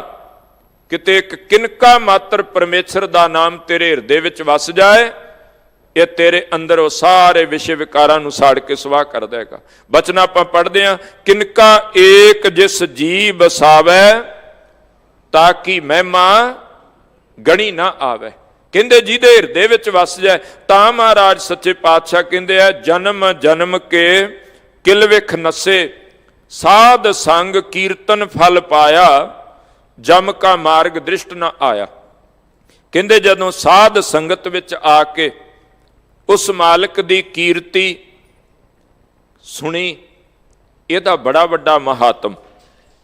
ਆਪਾਂ ਨਾ ਰੋਜ਼ ਜਦੋਂ ਰਹਿਰਾਸ ਸਾਹਿਬ ਦਾ ਪਾਠ ਕਰਦੇ ਹਾਂ ਤੇ ਮਹਾਰਾਜ ਸਾਧ ਸੰਗਤ ਦੀ ਜਦੋਂ ਗੱਲ ਕਰਦੇ ਤੇ ਚੌਥੇ ਗੁਰਦੇਵ ਕਹਿੰਦੇ ਆ, ਕਹਿੰਦੇ ਇਹ ਮਾਲਕ ਦੇ ਦਰ ਦੀ ਸੰਗਤ ਜਿਹੜੀ ਹੈ, ਜਿੱਥੇ ਉਸ ਅਕਾਲ ਪੁਰਖ ਨੂੰ ਆਰਾਧਿਆ ਜਾਂਦਾ, ਉਹਨੂੰ ਧਿਆਇਆ ਜਾਂਦਾ ਹੈ। ਮੇਰੇ ਮਾਧੋ ਜੀ ਸਤ ਸੰਗਤ ਮਿਲੇ ਸੋ ਤਰਿਆ, ਗੁਰ ਪ੍ਰਸਾਦ ਪਰਮ ਪਦ ਪਾਇਆ, ਸੂਕੇ ਕਾਸ਼ਟ ਹਰਿਆ। ਤੇ ਚੌਥੇ ਗੁਰਦੇਵ ਗੁਰੂ ਰਾਮਦਾਸ ਮਹਾਰਾਜ ਸੱਚੇ ਪਾਤਸ਼ਾਹ ਬਚਨ ਵਰਤਦੇ ਆ, ਕਹਿੰਦੇ ਜਿਹੜੇ ਵੀ ਜੀਵਨ ਗੁਰੂ ਦੀ ਸੰਗਤ ਵਿੱਚ ਨਹੀਂ ਆਏ ਹੁਣ ਤੱਕ, ਜਿੰਨਾ ਜੀਵੇ ਉਹ ਤ੍ਰਿਕਾਰ ਜੋਗ, ਤੇ ਜਿਹੜਾ ਅਗਲਾ ਜੀਵਨ ਹੋਏਗਾ ਉਹ ਵੀ ਤ੍ਰਿਗ ਹੋਏਗਾ। ਤੇ ਜਿਨ੍ਹਾਂ ਨੇ ਕਹਿੰਦੇ ਸਤ ਸੰਗਤ ਪ੍ਰਾਪਤ ਕਰ ਲਈ, ਜਿਨ੍ਹਾਂ ਨੂੰ ਸਤ ਸੰਗਤ ਦੀ ਦਾਤ ਮਿਲ ਗਈ, ਕਹਿੰਦੇ ਉਹਨਾਂ ਦਾ ਇਹ ਜੀਵਨ ਜਿਹੜਾ ਗੁਰੂ ਦੀ ਸੰਗਤ ਸਦਕਾ ਸਫਲਾ ਹੋ ਗਿਆ। ਇਹ ਉਸ ਅਕਾਲ ਪੁਰਖ ਵਾਹਿਗੁਰੂ ਪਰਮੇਸ਼ਰ ਦੇ ਦਰ ਦੀ ਮਹਾਰਾਜ ਕਹਿੰਦੇ ਵੱਡੇ ਭਾਗਾਂ ਦੇ ਨਾਲ ਇਹ ਦਾਤ ਪ੍ਰਾਪਤ ਹੁੰਦੀ। ਸਾਧ ਸੰਗ ਕੀਰਤਨ ਫਲ ਪਾਇਆ, ਜਦੋਂ ਸਤ ਸੰਗਤ ਵਿੱਚ ਜੁੜੇ, ਉਸ ਮਾਲਕ ਦੀ ਕੀਰਤੀ ਕੀਤੀ, ਉਸ ਅਕਾਲ ਪੁਰਖ ਦਾ ਆਰਾਧਨ ਕੀਤਾ, ਤੇ ਕਹਿੰਦੇ ਇਹਦਾ ਫਲ ਜਿਹੜਾ ਹੈ ਜਮ ਕਾ ਮਾਰਗ ਦ੍ਰਿਸ਼ਟ ਨਾ ਆਇਆ। ਕਹਿੰਦੇ ਹੁਣ ਜਮਾਂ ਦੇ ਮਾਰਗ ਵਾਲੇ ਪਾਸੇ ਨਹੀਂ ਤੁਰਨਾ ਪਿਆ। ਜੈ ਲਾਲਚ ਜਾ ਗਾਤੀ ਘਾਟ, ਦੂਰ ਰਹੀ ਉਹ ਜਨ ਤੇ ਬਾਟ। ਕਹਿੰਦੇ ਉਹ ਬਾਟ, ਉਹ ਰਸਤਾ ਹੀ ਜਿਹੜਾ ਆ ਉਹ ਦੂਰ ਰਹਿ ਗਿਆ ਜਦੋਂ ਉਸ ਅਕਾਲ ਪੁਰਖ ਵਾਹਿਗੁਰੂ ਪਰਮੇਸ਼ਰ ਪ੍ਰਮਾਤਮਾ ਦੇ ਨਾਲ ਜੁੜੇ। ਹੁਣ ਉਸ ਮਾਰਗ ਤੇ ਨਹੀਂ ਤੁਰੇ, ਕਿਉਂਕਿ ਗੁਰੂ ਦਾ ਸ਼ਬਦ ਜਿਹੜਾ ਆ, ਗੁਰ ਕਾ ਸ਼ਬਦ ਰਖਵਾਰੇ ਚੌਂਕੀ ਚੌਗਿਰਦ ਹਮਾਰੇ, ਰਾਮ ਨਾਮ ਮਨ ਲਾਗਾ ਜਮ ਲੱਜਾਏ ਕਰ ਭਾਗਾ। ਕਹਿੰਦੇ ਲੱਜਾ ਖਾ ਕੇ ਦੌੜ ਗਿਆ ਜਦੋਂ ਉਸ ਅਕਾਲ ਪੁਰਖ ਵਾਹਿਗੁਰੂ ਦੀ ਕੀਰਤੀ। ਔਰ ਮਹਾਰਾਜ ਇੱਕ ਗੱਲ ਕਹਿੰਦੇ, ਬਾਬਾ ਰਵਿਦਾਸ ਜੀ ਦਾ ਇੱਕ ਸ਼ਬਦ ਆ, ਕਹਿੰਦੇ ਸਤ ਸੰਗਤ ਵਿੱਚ ਬੈਠਣਾ ਕਿਵੇਂ ਆ। ਉਹਨਾਂ ਨੇ ਜਿਹੜਾ ਬਚਨ ਵਰਤਿਆ, ਉਹ ਕਹਿੰਦੇ ਕਦੇ ਨਾ ਮਧੂ ਮੱਖੀ ਨੂੰ ਵੇਖੀ ਛੱਤੇ ਦੇ ਨਾਲ ਲੱਗੀ, ਉਹ ਜਿਸ ਤਰ੍ਹਾਂ ਛੱਤੇ ਦੇ ਉੱਤੇ ਲੱਗੀ ਉਸ ਸ਼ਹਿਦ ਦਾ ਰਸ ਮਾਣ ਰਹੀ ਆ, ਤੂੰ ਵੀ ਸ਼ਬਦ ਦੇ ਨਾਲ ਕਿਤੇ ਇਸ ਤਰ੍ਹਾਂ ਜੁੜੀ। ਸਤ ਸੰਗਤ ਦੀ ਰਹਿਮਤ ਨੂੰ ਇਸ ਤਰ੍ਹਾਂ ਮਾਣਿਆ ਜਾ ਸਕਦਾ, ਤੇਰੀ ਸੁਰਤੀ ਇਸ ਤਰ੍ਹਾਂ ਇਕਾਗਰ ਹੋ ਜਾਏ। ਤੁਮ ਕਹਿਣ ਲੱਗੇ ਮਾਲਕ ਜੀ ਤੇਰੇ ਚਰਨਾਂ ਦੇ ਨਾਲ ਜੁੜੇ ਤੁਮ ਮਖਤੂਲ ਸਪੇਦ ਸਪੀਲ ਹਮ ਬਪੁਰੇ ਜਸ ਕੀਰਾ ਸਾਧ ਸੰਗਤ ਮਿਲ ਰਹੀ ਹੈ ਮਾਧੋ ਜੈਸੇ ਮਦਪ ਮਖੀਰਾ। ਕਹਿੰਦੇ ਜਿਵੇਂ ਸਤ ਸੰਗਤ ਦੇ ਵਿੱਚ ਇਸ ਤਰ੍ਹਾਂ ਜੁੜ ਕੇ ਬੈਠੀ ਗੁਰੂ ਦੇ ਸ਼ਬਦ ਦੇ ਨਾਲ ਤੇਰਾ ਧਿਆਨ ਇਸ ਪ੍ਰਕਾਰ ਜੁੜ ਜਾਏ, ਉਸ ਮਾਲਕ ਦੇ ਸ਼ਬਦ ਨਾਲ ਇਸ ਤਰ੍ਹਾਂ ਇਕਾਗਰ ਹੋ ਜਾਏ, ਫਿਰ ਕਹਿੰਦੇ ਜਮ ਕਾ ਮਾਰਗ ਦ੍ਰਿਸ਼ਟ ਨਾ ਆਇਆ, ਤੈਨੂੰ ਜਮਾਂ ਦੇ ਮਾਰਗ ਵਾਲੇ ਪਾਸੇ ਨਹੀਂ ਤੁਰਨਾ ਪਏਗਾ। ਗੁਰੂ ਅਮਰਦਾਸ ਪਾਤਸ਼ਾਹ ਜੀ ਨੇ ਨਾ ਜਦੋਂ ਤਖਤ ਤੇ ਬੈਠ ਗਏ ਮਹਾਰਾਜ 1552 ਵਿੱਚ, 1552 ਤੋਂ ਲੈ ਕੇ 1574 ਤੱਕ 22 ਸਾਲ ਮਹਾਰਾਜ ਜੀ ਨੇ ਗੁਰਤਾ ਗੱਦੀ ਤੇ ਬਿਰਾਜਮਾਨ ਹੋ ਕੇ ਕੌਮ ਦੀ ਪੰਥ ਦੀ ਅਗਵਾਈ ਕੀਤੀ, ਗੁਰਸਿੱਖਾਂ ਨੂੰ ਬਖਸ਼ਿਸ਼ਾਂ ਕੀਤੀਆਂ। ਉਹ ਸਤਿਗੁਰੂ ਦਾਤੇ ਨੇ, ਕਿਉਂਕਿ 62 ਸਾਲ ਦੀ ਆਰਬਲਾ ਤੱਕ ਮਹਾਰਾਜ ਤੀਰਥ ਇਸ਼ਨਾਨੀ ਰਹੇ, ਤੀਰਥਾਂ ਤੇ ਜਾਂਦੇ ਰਹੇ, ਪਰ ਜਿੱਦਣ ਪਤਾ ਲੱਗਾ ਨਾ ਵੀ ਇਕੱਲੇ ਤਨ ਧੋਣ ਦੇ ਨਾਲ ਤਾਂ ਬਣਦਾ ਹੀ ਕੁਛ ਨਹੀਂ, ਇੱਕ ਸੰਨਿਆਸੀ ਦਾ ਕਿਹਾ ਹੋਇਆ ਬੋਲ ਅੰਦਰ ਨੂੰ ਝੰਜੋੜ ਕੇ ਰੱਖ ਗਿਆ, ਮਾਲਕ ਦੇ ਚਰਨਾਂ ਵਿੱਚ ਆ ਗਏ। 1540 ਤੋਂ ਲੈ ਕੇ 1552 ਤੱਕ ਸੇਵਾ ਕੀਤੀ ਉਹਨਾਂ ਨੇ, 12 ਸਾਲ। ਜਿੱਦਣ ਤਖਤ ਤੇ ਬੈਠੇ ਨਾ ਉਹਦੇ ਤੋਂ ਬਾਅਦ ਉਹਨਾਂ ਨੇ ਫਿਰ ਤੀਰਥਾਂ ਦਾ ਇੱਕ ਚੱਕਰ ਲਗਾਇਆ ਗੁਰੂ ਬਣ ਕੇ, ਔਰ ਕਾਹਦੇ ਵਾਸਤੇ? ਜੀਆਂ ਨੂੰ ਸਮਝਾਉਣ ਵਾਸਤੇ ਵੀ ਭਾਈ ਕੱਲਾ ਸਰੀਰ ਧੋਣ ਦੇ ਨਾਲ ਦੋ ਤਰ੍ਹਾਂ ਦੇ ਲੋਕ ਹੁੰਦੇ ਆ। ਇੱਕ ਤਾਂ ਹੁੰਦੇ ਆ ਵੀ ਜਿਹੜਾ ਗਲਤ ਰਸਤੇ ਤੇ ਜਾ ਕੇ ਆਪਣਾ ਨੁਕਸਾਨ ਹੋਇਆ ਨਾ, ਤੇ ਉਹ ਬੰਦਾ ਸੋਚਦਾ ਵੀ ਯਾਰ ਚਲੋ ਮੇਰਾ ਤਾਂ ਹੋ ਗਿਆ, ਕਮ ਸੇ ਕਮ ਕਿਸੇ ਹੋਰ ਦਾ ਨਾ ਹੋਵੇ। ਜੇ ਉਹਨੂੰ ਪਤਾ ਲੱਗਦਾ ਵੀ ਫਲਾਣਾ ਵੀ ਇਹ ਕੰਮ ਕਰਨਾ ਚਾਹੁੰਦਾ ਤੇ ਉਹਨੂੰ ਹੋੜਦਾ ਹੈ ਵੀ ਭਰਾਵਾ ਮੈਂ ਤੇਰੇ ਸਾਹਮਣੇ ਆ, ਵੇਖ ਲਾ ਇੰਨਾ ਘਾਟਾ ਖਾਦਾ ਹੈ, ਆਹ ਕੁਝ ਮੇਰੇ ਨਾਲ ਬਣਿਆ, ਕੰਮ ਨਾ ਕਰੀ। ਇੱਕ ਤਾਂ ਇਹ ਬਿਰਤੀ ਹੁੰਦੀ ਚੰਗੀ, ਇੱਕ ਹੋਰ ਵੀ ਬਿਰਤੀ ਹੁੰਦੀ ਹੈ, ਉਹ ਆਂਦਾ ਮੇਰਾ ਹੋਇਆ ਹੈ, ਇਹ ਵੀ ਉਹ ਰਾਹ ਤੇ ਜਾ ਰਿਹਾ, ਕਹਿੰਦਾ ਜਾਣ ਦੇ ਚੰਗੀ ਗੱਲ ਹੈ, ਕੋਈ ਦੋ ਚਾਰ ਹੋਰ ਉਹੋ ਜਿਹੇ ਰਲਣਗੇ ਤਾਂ ਸਹੀ ਨਾਲ, ਇਹਦਾ ਵੀ ਹੋਣਾ ਚਾਹੀਦਾ। ਆਪਣਾ ਹੋਇਆ ਹੈ ਦੂਸਰੇ ਦਾ ਵੀ ਹੋਣਾ ਚਾਹੀਦਾ। ਇੱਕ ਇਹ ਬਿਰਤੀ ਹੈ, ਇਹ ਮਨਮੁਖਤਾ ਵਾਲੀ ਹੈ। ਗੁਰਮੁਖਤਾਈ ਵਾਲੀ ਬਿਰਤੀ ਕੀ ਹੈ? ਬਈ ਜਿੱਥੋਂ ਆਪ ਠੇਡਾ ਖਾਦਾ ਹੈ, ਜਿੱਥੋਂ ਆਪ ਘਾਟਾ ਖਾਦਾ ਹੈ, ਉਸ ਮਾਰਗ ਤੇ ਕਿਸੇ ਨੂੰ ਤੁਰਿਆ ਜਾਂਦਾ ਵੇਖ ਰਿਹਾ ਹੈ ਤੇ ਉਹਨੂੰ ਹੋੜਨ ਦਾ, ਉਹਨੂੰ ਰੋਕਣ ਦਾ ਯਤਨ ਕਰਨਾ, ਉਹਨੂੰ ਬਚਾਉਣ ਦਾ ਯਤਨ ਕਰਨਾ। ਤੇ ਸਤਿਗੁਰੂ ਤਾਂ ਨਿਰੰਕਾਰ ਸਰੂਪ ਨੇ। ਮਹਾਰਾਜ ਗੁਰੂ ਅਮਰਦਾਸ ਪਾਤਸ਼ਾਹ ਜੀ ਨੇ ਤੀਰਥਾਂ ਤੇ ਜਾ ਕੇ ਤੀਰਥ ਉਦਮ ਸਤਿਗੁਰੂ ਕੀਆ ਸਭ ਲੋਕ ਉਦਾਹਰਣ, ਅਰਥਾ ਉਹਨਾਂ ਸੰਸਾਰ ਦੇ ਜੀਆਂ ਨੂੰ ਉਧਾਰ ਉਹਨਾਂ ਦਾ ਕਰਨ ਵਾਸਤੇ, ਉਹਨਾਂ ਨੂੰ ਇਹ ਮਾਰਗ ਦੱਸਣ ਵਾਸਤੇ ਕਿ ਨਾਵਣ ਕੋ ਤੀਰਥ ਘਣੇ ਮਨ ਬੌਰਾ ਰੇ, ਪੂਜਣ ਕੋ ਬਹੁ ਦੇਵ ਕਹੋ ਕਬੀਰ ਛੂਟਣ ਨਹੀਂ ਮਨ ਬੌਰਾ ਰੇ, ਛੂਟਣ ਹਰ ਕੀ ਸੇਵ। ਕਹਿੰਦੇ ਛੁਟਕਾਰਾ ਤੇਰਾ ਉਸ ਹਰੀ ਦੀ ਸੇਵਾ ਦੇ ਨਾਲ ਹੋਣਾ ਹੈ, ਉਸ ਪਰਮਾਤਮਾ ਦੀ ਇਬਾਦਤ, ਉਹਦੀ ਬੰਦਗੀ ਦੇ ਨਾਲ ਹੋਣਾ, ਉਹਦੇ ਤੋਂ ਬਗੈਰ ਨਹੀਂ ਹੋਣਾ। ਸਤਿਗੁਰਾਂ ਨੇ ਫਿਰ ਉਹ ਪੂਰਾ ਜਿਹੜਾ ਉਸ ਵਕਤ ਚੱਕਰ ਲਾਇਆ ਨਾ, ਯਾਤਰਾ ਕੀਤੀ, ਤੇ ਉਹਦਾ ਉਲੇਖ ਤੁਖਾਰੀ ਰਾਗ ਵਿੱਚ ਗੁਰੂ ਰਾਮਦਾਸ ਪਾਤਸ਼ਾਹ ਮਹਾਰਾਜ ਨੇ ਕੀਤਾ। ਉਹ ਪੂਰਾ ਸ਼ਬਦ ਲਿਖਿਆ, ਉਹਦੇ ਵਿੱਚ ਲਿਖਿਆ ਪ੍ਰਥਮ ਆਏ ਕੁਲ ਖੇਤ। ਕਹਿੰਦੇ ਪਹਿਲਾਂ ਜਿਹੜਾ ਕੁਰਸ਼ੇਤਰ ਤੋਂ ਕਹਾਣੀ ਆਰੰਭ ਹੋਈ, ਜਿੱਥੇ ਬਹੁਤ ਲੋਕ ਜੁੜੇ ਹੋਏ ਸਨ, ਕਿਉਂਕਿ ਤੀਰਥਾਂ ਤੇ ਦੁਨੀਆ ਆਉਂਦੀ, ਉਹ ਇਸ ਗੱਲ ਲਈ ਪ੍ਰਪੇਅਰ ਹੁੰਦੇ ਕਿ ਅਸੀਂ ਧਰਮ ਕਮਾਉਣਾ, ਦਾਨ ਕਰਨਾ, ਇਸ਼ਨਾਨ ਕਰਨਾ। ਮਹਾਰਾਜ ਜੀ ਨੇ ਉਹਨਾਂ ਨੂੰ ਸਮਝਾਇਆ, ਸੋਝੀ ਦਿੱਤੀ। ਸਤਿਗੁਰੂ ਗੁਰੂ ਨਾਨਕ ਸਾਹਿਬ ਮਹਾਰਾਜ ਵੀ ਤੀਰਥਾਂ ਤੇ ਗਏ, ਪਰ ਤੀਰਥਾਂ ਤੇ ਜਾਣ ਦਾ ਮਕਸਦ ਜਿਹੜਾ ਸੀ, ਕਿਉਂਕਿ ਉੱਥੇ ਇੰਨੇ ਲੋਕ ਇਕੱਠੇ ਹੋਏ, ਉਹਨਾਂ ਨੂੰ ਜੇ ਕੋਈ ਨੁਕਤਾ ਕਹਿਣਾ, ਉਹਨਾਂ ਨੂੰ ਕੋਈ ਧਰਮ ਦਾ ਅਸਲ ਮਾਰਗ ਦੱਸਣਾ, ਤਾਂ ਸਹਿਜੇ ਹੀ ਉਹਨਾਂ ਤੱਕ ਜਿਹੜਾ ਉਹ ਮੈਸੇਜ ਪਹੁੰਚ ਜਾਂਦਾ ਸੀ।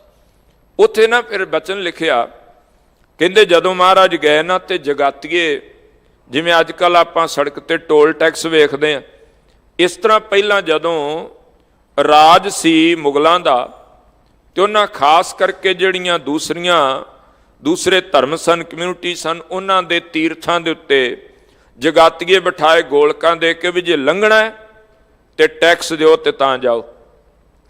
ਮਹਾਰਾਜ ਨੇ ਆਸਾ ਕੀ ਵਾਰ ਵਿੱਚ ਇਸ਼ਾਰਾ ਕੀਤਾ, ਗਊ ਬ੍ਰਾਹਮਣ ਕੋ ਕਰ ਲਾਵੋ, ਕਰ ਮੈਨੇ ਟੈਕਸ ਲਾਉਣਾ। ਉਹ ਹੁਣ ਜਦੋਂ महाराज लंघन लगे तो जगाती जेड़े ना उत्थे शब्द लिखिया है, जागाती मिले दे भेंट। कहंदे जेड़े जगातीए सन उठ के महाराज नूं सगों उल्टा भेंट दे के मिले। सतगुरु महाराज कहंदे भाई लै लो तुसीं साडे तो, कहंदे जी तुहाडे थोड़ी लै सकदे हैं। साहब कहंदे फिर इन्हां जेड़े साडे नाल ने इन्हां दा दसो किन्ना। कहंदे जी नहीं, जेड़ा तुहाडे नाल है उहदा नहीं लैणा। ਉਹ ਜਦੋਂ ਹੁਣ ਮਹਾਰਾਜ ਤੁਰੇ ਤੇ ਜਿਹਨੂੰ ਪੁੱਛਣ ਕਿੰਨੀ ਸੰਗਤ ਲੰਘ ਗਈ, ਜਿਹਦਾ ਮੋਢਾ ਫੜ ਕੇ ਪੁੱਛਣ ਉਹ ਆਖੇ ਧੰਨ ਗੁਰੂ ਅਮਰਦਾਸ, ਧੰਨ ਗੁਰੂ ਅਮਰਦਾਸ। ਗੁਰੂ ਰਾਮਦਾਸ ਮਹਾਰਾਜ ਕਹਿੰਦੇ ਆ ਜਿਨ੍ਹਾਂ ਨੇ ਇੱਥੇ ਗੁਰੂ ਦੇ ਮਗਰ ਤੁਰਨਾ ਕੀਤਾ ਉਹਨਾਂ ਨੂੰ ਇੱਥੋਂ ਵਾਲੇ ਜਗਾਤੀਆਂ ਨੇ ਨਾ ਹੋੜਿਆ ਰੋਕਿਆ। ਜਿਨ੍ਹਾਂ ਨੇ ਗੁਰੂ ਦੇ ਸ਼ਬਦ ਦਾ ਲੜ ਪਕੜ ਕੇ ਜੀਵਨ ਵਿੱਚ ਕਮਾ ਲਿਆ ਉਹ ਮਾਲਕ ਦੇ ਘਰ ਨੂੰ ਗਏ ਤੇ ਜਮ ਉਹਨਾਂ ਦੀ ਵਾਹ ਵੱਲ ਨਾ ਵੇਖ ਸਕਿਆ। ਕਹਿੰਦੇ ਜਦੋਂ ਗੁਰੂ ਦੇ ਸ਼ਬਦ ਨਾਲ ਜੁੜ ਗਏ ਉਹ ਲੋਕ ਵੀ ਸੁਖੀਆ ਤੇ ਪ੍ਰਲੋਕ ਵੀ ਸੁਹੇਲਾ। ਗੁਰੂ ਦੋਨਾਂ ਲੋਕਾਂ ਦਾ ਮਾਲਕ ਆ। ਤਾਂ ਕਰਕੇ ਮਹਾਰਾਜ ਕਹਿੰਦੇ ਸਤਿਗੁਰ ਸਿੱਖ ਕਾ ਹਲਤ ਪਲਤ ਸਵਾਰੈ, ਨਾਨਕ ਸਤਿਗੁਰ ਸਿੱਖ ਕੋ ਜੀ ਨਾਲ ਸਮਾਰੈ। ਮਾਲਕ ਹਲਤ ਦਾ ਵੀ ਰਾਖਾ ਹੈ, ਪਲਤ ਦਾ ਵੀ ਰਾਖਾ ਹੈ, ਲੋਕ ਤੇ ਪ੍ਰਲੋਕ ਦਾ। ਮਹਾਰਾਜ ਕਹਿੰਦੇ ਜਮ ਕਾ ਮਾਰਗ ਦ੍ਰਿਸ਼ਟ ਨਾ ਆਇਆ। ਫਿਰ ਕਹਿੰਦੇ ਮਨ ਬਚ ਕ੍ਰਮ ਗੋਵਿੰਦ ਆਧਾਰ। ਤਿੰਨ ਚੀਜ਼ਾਂ ਹੁੰਦੀਆਂ। ਇੱਕ ਮਨ, ਗੁਰੂ ਗ੍ਰੰਥ ਸਾਹਿਬ ਵਿੱਚ ਨਾ ਬਹੁਤ ਵਾਰ ਜੇ ਆਪਾਂ ਅਰਦਾਸ ਕਰਦੇ ਹਾਂ, ਪ੍ਰਥਮੇ ਸਰਬੱਤ ਖਾਲਸਾ ਜੀ ਕੀ ਅਰਦਾਸ ਹੈ ਜੀ, ਸਰਬੱਤ ਖਾਲਸਾ ਜੀ ਕੋ ਵਾਹਿਗੁਰੂ ਵਾਹਿਗੁਰੂ ਵਾਹਿਗੁਰੂ ਚਿੱਤ ਆਵੇ। ਤਿੰਨ ਵਾਰ ਆਇਆ। ਸੁਖਮਨੀ ਸਾਹਿਬ ਵਿੱਚ ਪੜੋਗੇ ਨਿਰਮਲ ਨਿਰਮਲ ਨਿਰਮਲ ਤੇਰੀ ਬਾਣੀ, ਤਿੰਨ ਵਾਰ ਆਇਆ। ਪਵਿੱਤਰ ਪਵਿੱਤਰ ਪਵਿੱਤਰ ਪੁਨੀਤ। ਹੁਣ ਅਸਲ ਵਿੱਚ ਇਹ ਤ੍ਰੈ ਵਾਰ ਕਿਉਂ ਕਿਹਾ ਜਾਂਦਾ? ਮੁਸਲਮਾਨ ਵੀਰਾਂ ਦੇ ਵਿੱਚ ਜਦੋਂ ਨਿਕਾਹ ਪੜ੍ਹਦੇ ਉਦੋਂ ਵੀ ਇਦਾਂ ਹੀ ਕਰਦੇ ਆ। ਇਹ ਤਿੰਨ ਵਾਰ ਗਿਣਤੀ ਕਰਨ ਦਾ ਅਰਥ ਪਤਾ ਕੀ ਆ? ਕਹਿੰਦੇ ਜੋ ਬਚਨ ਕਰਕੇ ਕਹਿ ਰਹੇ ਆ ਪਹਿਲਾ ਮੂੰਹ ਤੋਂ, ਉਹੀ ਤੇਰੇ ਮਨ ਵਿੱਚ ਹੋਣਾ ਚਾਹੀਦਾ। ਉਹ ਤੇਰੇ ਮਨ ਵਿੱਚ ਹੋਵੇ ਤੇ ਜੋ ਤੇਰੇ ਮਨ ਵਿੱਚ ਆ ਉਹ ਤੇਰੇ ਬਚਨਾਂ ਵਿੱਚ ਆ। ਤੇ ਤੀਜੀ ਚੀਜ਼ ਆ ਜਾਂਦੀ ਉਹ ਤੇਰੇ ਕਰਮ ਵਿੱਚ ਝਲਕਣਾ ਚਾਹੀਦਾ, ਤੇਰੇ ਕੰਮ 'ਚੋਂ ਪਤਾ ਲੱਗਣਾ ਚਾਹੀਦਾ। ਮੈਂ ਕਈ ਵਾਰੀ ਬੇਨਤੀ ਕਰਦਾ ਸਾਨੂੰ ਦੱਸਣਾ ਨਾ ਪਵੇ ਵੀ ਮੈਂ ਅੰਮ੍ਰਿਤ ਵੇਲੇ ਉੱਠ ਕੇ 2.5 ਘੰਟੇ ਚੌਂਕੜਾ ਮਾਰਦਾ, ਮੈਂ 5 ਬਾਣੀਆਂ ਨਿੱਤਾ ਪ੍ਰਤੀ ਪੜ੍ਹਦਾ, ਮੈਂ ਰੋਜ਼ ਸਤ ਸੰਗਤ ਕਰਦਾ। ਮੈਂ ਕਿਸੇ ਨਾਲ ਵਿਹਾਰ ਕਰਾਂ ਤੇ ਉਸ ਮਿਲਣ ਵਾਲੇ ਬੰਦੇ ਨੂੰ ਪਤਾ ਲੱਗਣਾ ਚਾਹੀਦਾ। ਮੈਂ ਨਾ ਆਖਾਂ ਉਹ ਕਹਿੰਦਾ ਯਾਰ ਕਿਸੇ ਰੱਬ ਦੇ ਨਾਲ ਜੁੜੇ ਹੋਏ ਬੰਦੇ ਨਾਲ ਅੱਜ ਵਾਹ ਪਿਆ ਸੀ। ਤੇ ਜੇ ਭਾਈ ਇਹ ਤਾਂ ਕਰਦਾ ਤਾਂ ਬਹੁਤ ਕੁਝ ਆ ਤੇ ਠੱਗੀ ਠੋਰੀ ਤੇ ਦੂਜਾ ਸਾਰਾ ਕੁਝ ਹੀ, ਤੇ ਫੇਰ ਭਾਈ ਫਿਰ ਤਾਂ ਗੱਲ ਤੇ ਅਲੱਗ ਹੋ ਗਈ ਨਾ। ਮਹਾਰਾਜ ਨੇ ਔਰੰਗਜ਼ੇਬ ਨੂੰ ਕੀ ਕਿਹਾ ਸੀ? ਨਾ ਇਮਾਂ ਪ੍ਰਸਤੀ ਨਾ ਹੋ ਜਾਏ ਦੀ, ਨਾ ਸਾਹਿਬ ਸਨਾਸ਼ੀ ਨਾ ਮੁਹੰਮਦ ਯਕੀਨ। ਤੇ ਮਹਾਰਾਜ ਕਹਿੰਦੇ ਤੈਨੂੰ ਅਸਲ ਵਿੱਚ ਇਮਾਨ ਪ੍ਰਸਤ ਨਹੀਂ ਹੈ ਤੂੰ, ਕਿਉਂਕਿ ਤੂੰ ਦਿਲ ਦਾ ਕੁਝ ਹੈ ਤੇ ਮਨ ਦਾ ਕੁਝ ਹੈ। ਜ਼ਫਰਨਾਮੇ ਦਾ ਸ਼ੇਰ ਜਦੋਂ ਆਪ ਜੀ ਪੜੋਗੇ ਨਾ, ਹਮੂ ਮਰਦ ਬਾਇਦ ਸ਼ਵਦ ਸੁਖਨਵਾਰ ਨਾ ਸ਼ਿਕਮੇ ਦਿਗਰ ਦਰਦ ਹਾਨੇ ਦਿਗਰ। ਮਹਾਰਾਜ ਕਹਿੰਦੇ ਮੈਂ ਉਸ ਇਨਸਾਨ ਨੂੰ ਇਨਸਾਨ ਨਹੀਂ ਮੰਨਦਾ ਜਿਹੜਾ ਮਨ ਦਾ ਕੁਝ ਹੋਵੇ ਤੇ ਮੂੰਹ ਦਾ ਕੁਝ ਹੋਵੇ। ਗੁਰੂ ਅਮਰਦਾਸ ਮਹਾਰਾਜ ਕਹਿੰਦੇ 19 ਨੰਬਰ ਪੌੜੀ ਆਨੰਦ ਸਾਹਿਬ ਦੀ, ਜਿਉ ਮੈਲੇ ਬਾਹਰੋਂ ਨਿਰਮਲ, ਬਾਹਰੋਂ ਨਿਰਮਲ ਜਿਉ ਤਾਂ ਮੈਲੇ ਤਿੰਨੀ ਜਨਮ ਜੂਐ ਹਾਰਿਆ। ਇਹਨੂੰ ਆਸਾ ਕੀ ਵਾਰ ਵਿੱਚ ਵੀ ਆਖਿਆ। ਅੰਦਰੋਂ ਝੂਠੇ ਪੈਜ ਬਾਹਰ, ਦੁਨੀਆ ਅੰਦਰ ਫੈਲ 68 ਤੀਰਥ ਜੇ ਨਾਵੇਂ ਉਤਰੈ ਨਾਹੀ। ਜਿਹੜਾ ਬੰਦਾ ਅੰਦਰੋਂ ਤੇ ਬਾਹਰੋਂ ਇੱਕ ਨਹੀਂ, ਇਹ ਮਨ ਬਚ ਤੇ ਕਰਮ, ਇਹਦਾ ਮਤਲਬ ਇਹ ਤਿੰਨੇ ਚੀਜ਼ਾਂ ਟੈਲੀ ਕਰ ਜਾਣ। ਔਰ ਇਹਦੇ ਲਈ ਨਾ ਕਈ ਵਾਰ ਤੁਸੀਂ ਕਹਿੰਦੇ ਹੋ ਬੱਚਾ ਰੱਬ ਦਾ ਰੂਪ ਹੁੰਦਾ, ਉਹਨੂੰ ਕਦੇ ਧਿਆਨ ਨਾਲ ਤੁਸੀਂ ਤੱਕਣਾ। ਉਹ ਜੋ ਜ਼ੁਬਾਨ ਨਾਲ ਕਹਿ ਰਿਹਾ ਹੁੰਦਾ ਨਾ, ਉਹਦੀਆਂ ਅੱਖਾਂ 'ਚ ਵੇਖਣਾ, ਉਹਦੀਆਂ ਅੱਖਾਂ ਵੀ ਉਹੋ ਹੀ ਕਹਿ ਰਹੀਆਂ ਹੁੰਦੀਆਂ, ਕਿਉਂਕਿ ਉਹ ਅੰਦਰੋਂ ਬਾਹਰੋਂ ਅਜੇ ਇੱਕ ਆ। ਜਿਵੇਂ ਜਿਵੇਂ ਬੰਦਾ ਵੱਡਾ ਹੁੰਦਾ ਨਾ ਫਿਰ ਚਲਾਕੀਆਂ ਸਿੱਖਦਾ, ਫਿਰ ਉਹ ਆਂਦਾ ਬਾਹਰੋਂ ਰੋਣ ਵਰਗਾ ਮੂੰਹ ਬਣਾ ਲਓ, ਅੰਦਰ ਜੋ ਕੁਝ ਚੱਲਦਾ ਚੱਲੀ ਜਾਣ ਦਿਓ। ਜਾਂ ਬਾਹਰੋਂ ਸਮਾਈਲ ਲਿਆਓ ਮੁਖ ਤੇ, ਅੰਦਰੋਂ ਅੱਤ ਦੇ ਸੜੇ ਹੋਵੋ ਵੀ ਇਹਨਾਂ ਕਿਸੇ ਨੂੰ, ਕਿਸੇ ਦੇ ਧੀ ਪੁੱਤ ਦਾ ਚੰਗਾ ਰਿਸ਼ਤਾ ਬਣ ਗਿਆ, ਸੋਹਣੇ ਢੰਗ ਨਾਲ ਹੋ ਰਿਹਾ, ਅੰਦਰੋਂ ਅੱਤ ਦੀ ਈਰਖਾ ਹੈ, ਪਰ ਬਾਹਰ ਹੱਸਣ ਵਾਲਾ ਮੂੰਹ ਬਣਾ ਕੇ ਕਹਿਣਾ ਜੀ ਬਹੁਤ ਵਧੀਆ ਹੋਇਆ। ਮਹਾਰਾਜ ਕਹਿੰਦੇ ਆ ਦੋ ਚੀਜ਼ਾਂ ਮੇਲ ਨਹੀਂ ਕਰ ਰਹੀਆਂ। ਜੋ ਤੇਰੇ ਅੰਦਰ ਆ ਉਹ ਜ਼ੁਬਾਨ ਤੇ ਨਹੀਂ, ਜੋ ਜ਼ੁਬਾਨ ਤੇ ਉਹ ਅੰਦਰ ਨਹੀਂ ਆ। ਇਹਦਾ ਭਾਵ ਆ ਤਿੰਨਾਂ ਕਰਕੇ ਇੱਕ ਹੋ ਜਾਣਾ। ਉਹਨੂੰ ਫਿਰ 20 ਨੰਬਰ ਪੌੜੀ ਵਿੱਚ ਆਖਿਆ। ਮਹਾਰਾਜ ਕਹਿੰਦੇ ਜਿਉ ਨਿਰਮਲ ਬਾਹਰੋਂ ਨਿਰਮਲ ਉਹ ਜਿਉਂ ਵੀ ਨਿਰਮਲ ਹੋ ਗਏ ਤੇ ਬਾਹਰੋਂ ਵੀ ਨਿਰਮਲ ਹੋ ਗਏ। ਅੰਦਰੋਂ ਵੀ ਨਿਰਮਲ ਹੈ, ਬਾਹਰੋਂ ਵੀ ਨਿਰਮਲ ਹੈ। ਦੋ ਰੂਪ ਨਹੀਂ ਹੈ ਵੀ ਅੰਦਰ ਕੁਝ ਹੈ ਤੇ ਬਾਹਰ ਕੁਝ ਹੈ। ਇਹੋ ਜਿਹਾ ਜੀਵਨ ਨਹੀਂ ਹੈ। ਕਹਿੰਦੇ ਮਨ ਬਚ ਕ੍ਰਮ ਗੋਵਿੰਦ ਆਧਾਰ, ਤਾਂ ਤੇ ਛੁੱਟਿਓ ਬਿਖ ਸੰਸਾਰ। ਇਹ ਜਦੋਂ ਮਨ ਬਚ ਕ੍ਰਮ ਗੁਰੂ ਦੇ ਆਸਰੇ ਹੋ ਗਿਆ, ਪਰਮੇਸ਼ਰ ਦੇ ਆਸਰੇ, ਤਾਂ ਇਸ ਬਿਖ ਸੰਸਾਰ ਜ਼ਹਿਰ ਤੋਂ, ਵਿਕਾਰਾਂ ਤੋਂ, ਔਗਣਾ ਤੋਂ ਉਹਦਾ ਜੀਵਨ ਛੁੱਟ ਗਿਆ। ਅਖੀਰਲੀਆਂ ਪੰਕਤੀਆਂ ਕਹਿੰਦੇ ਨੇ, ਕਰ ਕਿਰਪਾ ਪ੍ਰਭ ਕੀਨੋ ਆਪਣਾ, ਜਿਹਨੂੰ ਮਾਲਕ ਆਪਣਾ ਬਣਾ ਲਵੇ। ਅਸੀਂ ਕਹਿੰਦੇ ਆ ਨਾ, ਵੇਖੋ ਦੋ ਤਰ੍ਹਾਂ ਤਰੀਕੇ ਨਾਲ ਰਿਸ਼ਤੇ ਹੁੰਦੇ ਆ। ਕਿਸੇ ਨੂੰ ਕੇਵਲ ਦੂਰੋਂ ਹੀ ਤੁਸੀਂ ਕਹਿੰਦਾ ਜੀ ਫਲਾਣੇ ਨਾਲ ਕਿਵੇਂ ਹੈ, ਕਹਿੰਦਾ ਦੂਰ ਦੀ ਸਤਿ ਸ੍ਰੀ ਅਕਾਲ ਹੈ, ਬਾਹਲੀ ਕੋ ਸਾਂਝ ਹੈ ਨਹੀਂ। ਕਿਸੇ ਦੂਸਰੇ ਨਾਲ ਕੀ ਹੈ, ਕਹਿੰਦਾ ਜੀ ਵਿਹਾਰ ਆ ਉਹਦੇ ਨਾਲ, ਹੋਰ ਇਹਦੇ ਤੋਂ ਗਾਂ ਨਹੀਂ, ਵੀ ਭਾਵ ਕੋਈ ਅਸੀਂ ਮਾਲ ਦਿੰਦੇ ਆ, ਉਹ ਸਾਡੇ ਤੋਂ ਲੈਂਦਾ, ਗ੍ਰਾਹਕ ਆ, ਬਸ ਇਹਦੇ ਤੋਂ ਗਾਂ ਕੁਛ ਨਹੀਂ। ਪਰ ਇੱਕ ਤੀਸਰੀ ਸਾਂਝ ਆ, ਜਿੱਥੇ ਕਹਿੰਦਾ ਜੀ ਸਾਡਾ ਇੱਥੇ ਪਰਿਵਾਰਕ ਸਾਂਝ ਆ ਸਾਡੀ, ਤੇ ਕਿਸੇ ਬੰਦੇ ਨੂੰ ਅਸੀਂ ਬੜੇ ਮਾਣ ਨਾਲ ਕਹਿੰਦੇ ਉਹ ਤੇ ਸਾਡਾ ਆਪਣਾ ਆ, ਉਹ ਤਾਂ ਆਪਣੇ ਆ ਜੀ। ਮਹਾਰਾਜ ਕਹਿੰਦੇ ਉਸ ਪਰਮੇਸ਼ਰ ਨੂੰ ਜਿੱਥੇ ਤੂੰ ਕਹਿ ਵੀ ਉਹ ਮੇਰਾ ਆਪਣਾ ਹੈ, ਅਬ ਮੋਏ ਰਾਮ ਆਪਣਾ ਕਰ ਜਾਣਿਆ। ਮਾਲਕ ਨਾਲ ਵਿਹਾਰ ਤੱਕ ਸੀਮਤ ਨਾ ਰਹਿ ਵੀ ਕੰਮ ਪਿਆ ਤੇ ਗੁਰੂ ਕੋਲੇ ਆ ਗਏ, ਤੇ ਜਿੱਦਣ ਕੰਮ ਨਿਕਲ ਗਿਆ ਉਦਣ ਆਖਿਆ ਵੇਖਾਂਗੇ, ਹੁਣ ਗਾਂ ਪਏਗਾ ਤੇ ਫਿਰ ਆਵਾਂਗੇ। ਮਹਾਰਾਜ ਕਹਿੰਦੇ ਉਹਦੇ ਨਾਲ ਸਾਂਝ। ਕਬੀਰ ਕਹਿੰਦੇ ਕਾਮ ਪਰੇ ਹਰ ਸਿਮਰੀਏ, ਐਸਾ ਸਿਮਰੋ ਨਿਤ। ਉਹਦੇ ਨਾਲ ਇਹੋ ਜਿਹਾ ਰਿਸ਼ਤਾ ਰੱਖ, ਕਹਿੰਦੇ ਜਦੋਂ ਫਿਰ ਉਹ ਕਿਰਪਾ ਕਰਦਾ ਹੈ, ਜਿਹਨੂੰ ਉਹ ਆਪਣੇ ਲੜ ਲਾ ਲੈਂਦਾ, ਜਿਹਨੂੰ ਉਹ ਆਪਣਾ ਬਣਾ ਲੈਂਦਾ। ਮਹਾਰਾਜ ਕਹਿੰਦੇ ਨਾਨਕ ਜਾਪ ਜਪੇ ਹਰ ਜਪਣਾ। ਫਿਰ ਕਹਿੰਦੇ ਉਹਨੇ ਜਿਹਨੂੰ ਆਪਣਾ ਉਹਨੇ ਬਣਾ ਲਿਆ ਨਾ, ਜਿਹਨੂੰ ਚੁਣ ਲਿਆ, ਉਹ ਫਿਰ ਉਸ ਹਰੀ ਦਾ, ਉਸ ਅਕਾਲ ਪੁਰਖ ਦਾ, ਉਸ ਪਰਮਾਤਮਾ ਦਾ ਜਾਪ ਜਪਦਾ, ਉਹਦੀ ਅਰਾਧਨਾ ਕਰਦਾ, ਉਹਦੀ ਇਬਾਦਤ ਵਿੱਚ ਜੁੜਦਾ ਹੈ। ਉਹਦੇ ਅੰਦਰ ਹਰ ਵਕਤ ਉਸ ਪਰਮੇਸ਼ਰ ਦਾ, ਅਕਾਲ ਪੁਰਖ ਦਾ ਸਿਮਰਨ ਹੁੰਦਾ ਹੈ, ਉਹਦੀ ਯਾਦ ਹੁੰਦੀ ਹੈ, ਕਿਉਂਕਿ ਪਰਮੇਸ਼ਰ ਨੇ, ਪਰਮਾਤਮਾ ਨੇ ਉਹਨੂੰ ਆਪਣਾ ਕਰ ਲਿਆ। ਇੱਥੇ ਸ਼ਬਦ ਦੀ ਸਮਾਪਤੀ, ਇੱਕ ਬੇਨਤੀ ਜ਼ਰੂਰੀ। ਇਹ ਜਿਹੜੇ ਦਿਨ ਲੰਘੇ ਨੇ 1, 2, 3 ਨਵੰਬਰ, ਆਪ ਇਸ ਧਰਤੀ ਤੇ ਰਹਿਣ ਵਾਲੇ, ਕਿਉਂਕਿ ਬੜੇ ਪਰਿਵਾਰਾਂ ਨੇ ਉਹ ਸੰਤਾਪ ਝੱਲਿਆ। ਹੋ ਸਕਦਾ ਪਹਿਲਾਂ ਵੀ ਗੁਰਸਿੱਖਾਂ ਨੇ ਬੇਨਤੀ ਕੀਤੀ ਹੋਏਗੀ। ਵੇਖੋ ਇਸ ਸਮੇਂ ਦੇ ਦਰਮਿਆਨ ਕੁਝ ਚੀਜ਼ਾਂ ਹੁੰਦੀਆਂ ਨੇ ਮਸਲੇ, ਉਹਦੇ ਤੋਂ ਅਗਲਾ ਚੀਜ਼ ਹੁੰਦੀ ਮੁੱਦਾ। ਮਸਲੇ ਤੱਕ ਗੱਲ ਰਵੇ ਤੇ ਹੱਲ ਹੋ ਜਾਂਦੀ ਹੈ। ਜਿੱਦਣ ਉਹਨੂੰ ਕੇਵਲ ਮੁੱਦਾ ਬਣਾ ਲਿਆ ਜਾਏ, ਤੇ ਮੁੱਦੇ ਜਿੱਦਣ ਰੁੱਤ ਆਉਂਦੀ ਹੈ ਚੁੱਕ ਕੇ ਬਾਹਰ ਕੱਢ ਲੈ ਜਾਂਦੇ, ਉਹਨਾਂ ਤੇ ਰੌਲਾ ਪਾਇਆ ਜਾਂਦਾ, ਹੱਲ ਨਹੀਂ ਕੀਤੇ ਜਾਂਦੇ, ਫਿਰ ਰੱਖ ਦਿੱਤੇ ਜਾਂਦੇ ਆ, ਆਂਦੇ ਫਿਰ ਗਾਂ ਲੋੜ ਪੈ ਗਈ, ਫਿਰ ਇਹਨੂੰ ਚੁੱਕ ਕੇ ਖੜਾ ਕਰ ਲਾਂਗੇ।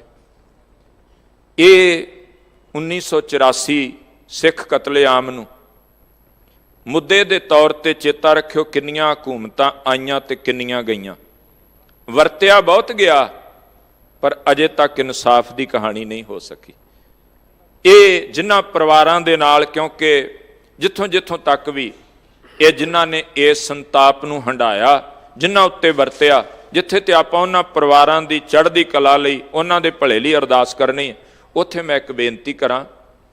ਕਈ ਵਾਰ ਜਿਹੜਾ ਪਿਛੋਕੜ ਵਿੱਚ ਬੀਤਿਆ ਹੋਵੇ ਨਾ, ਉਹਦੇ ਤੋਂ ਸਿੱਖ ਕੇ ਆਉਣ ਵਾਲੇ ਸਮੇਂ ਦੇ ਲਈ ਤਿਆਰੀ ਤੇ ਸੁਚੇਤ ਹੋਣਾ ਚਾਹੀਦਾ।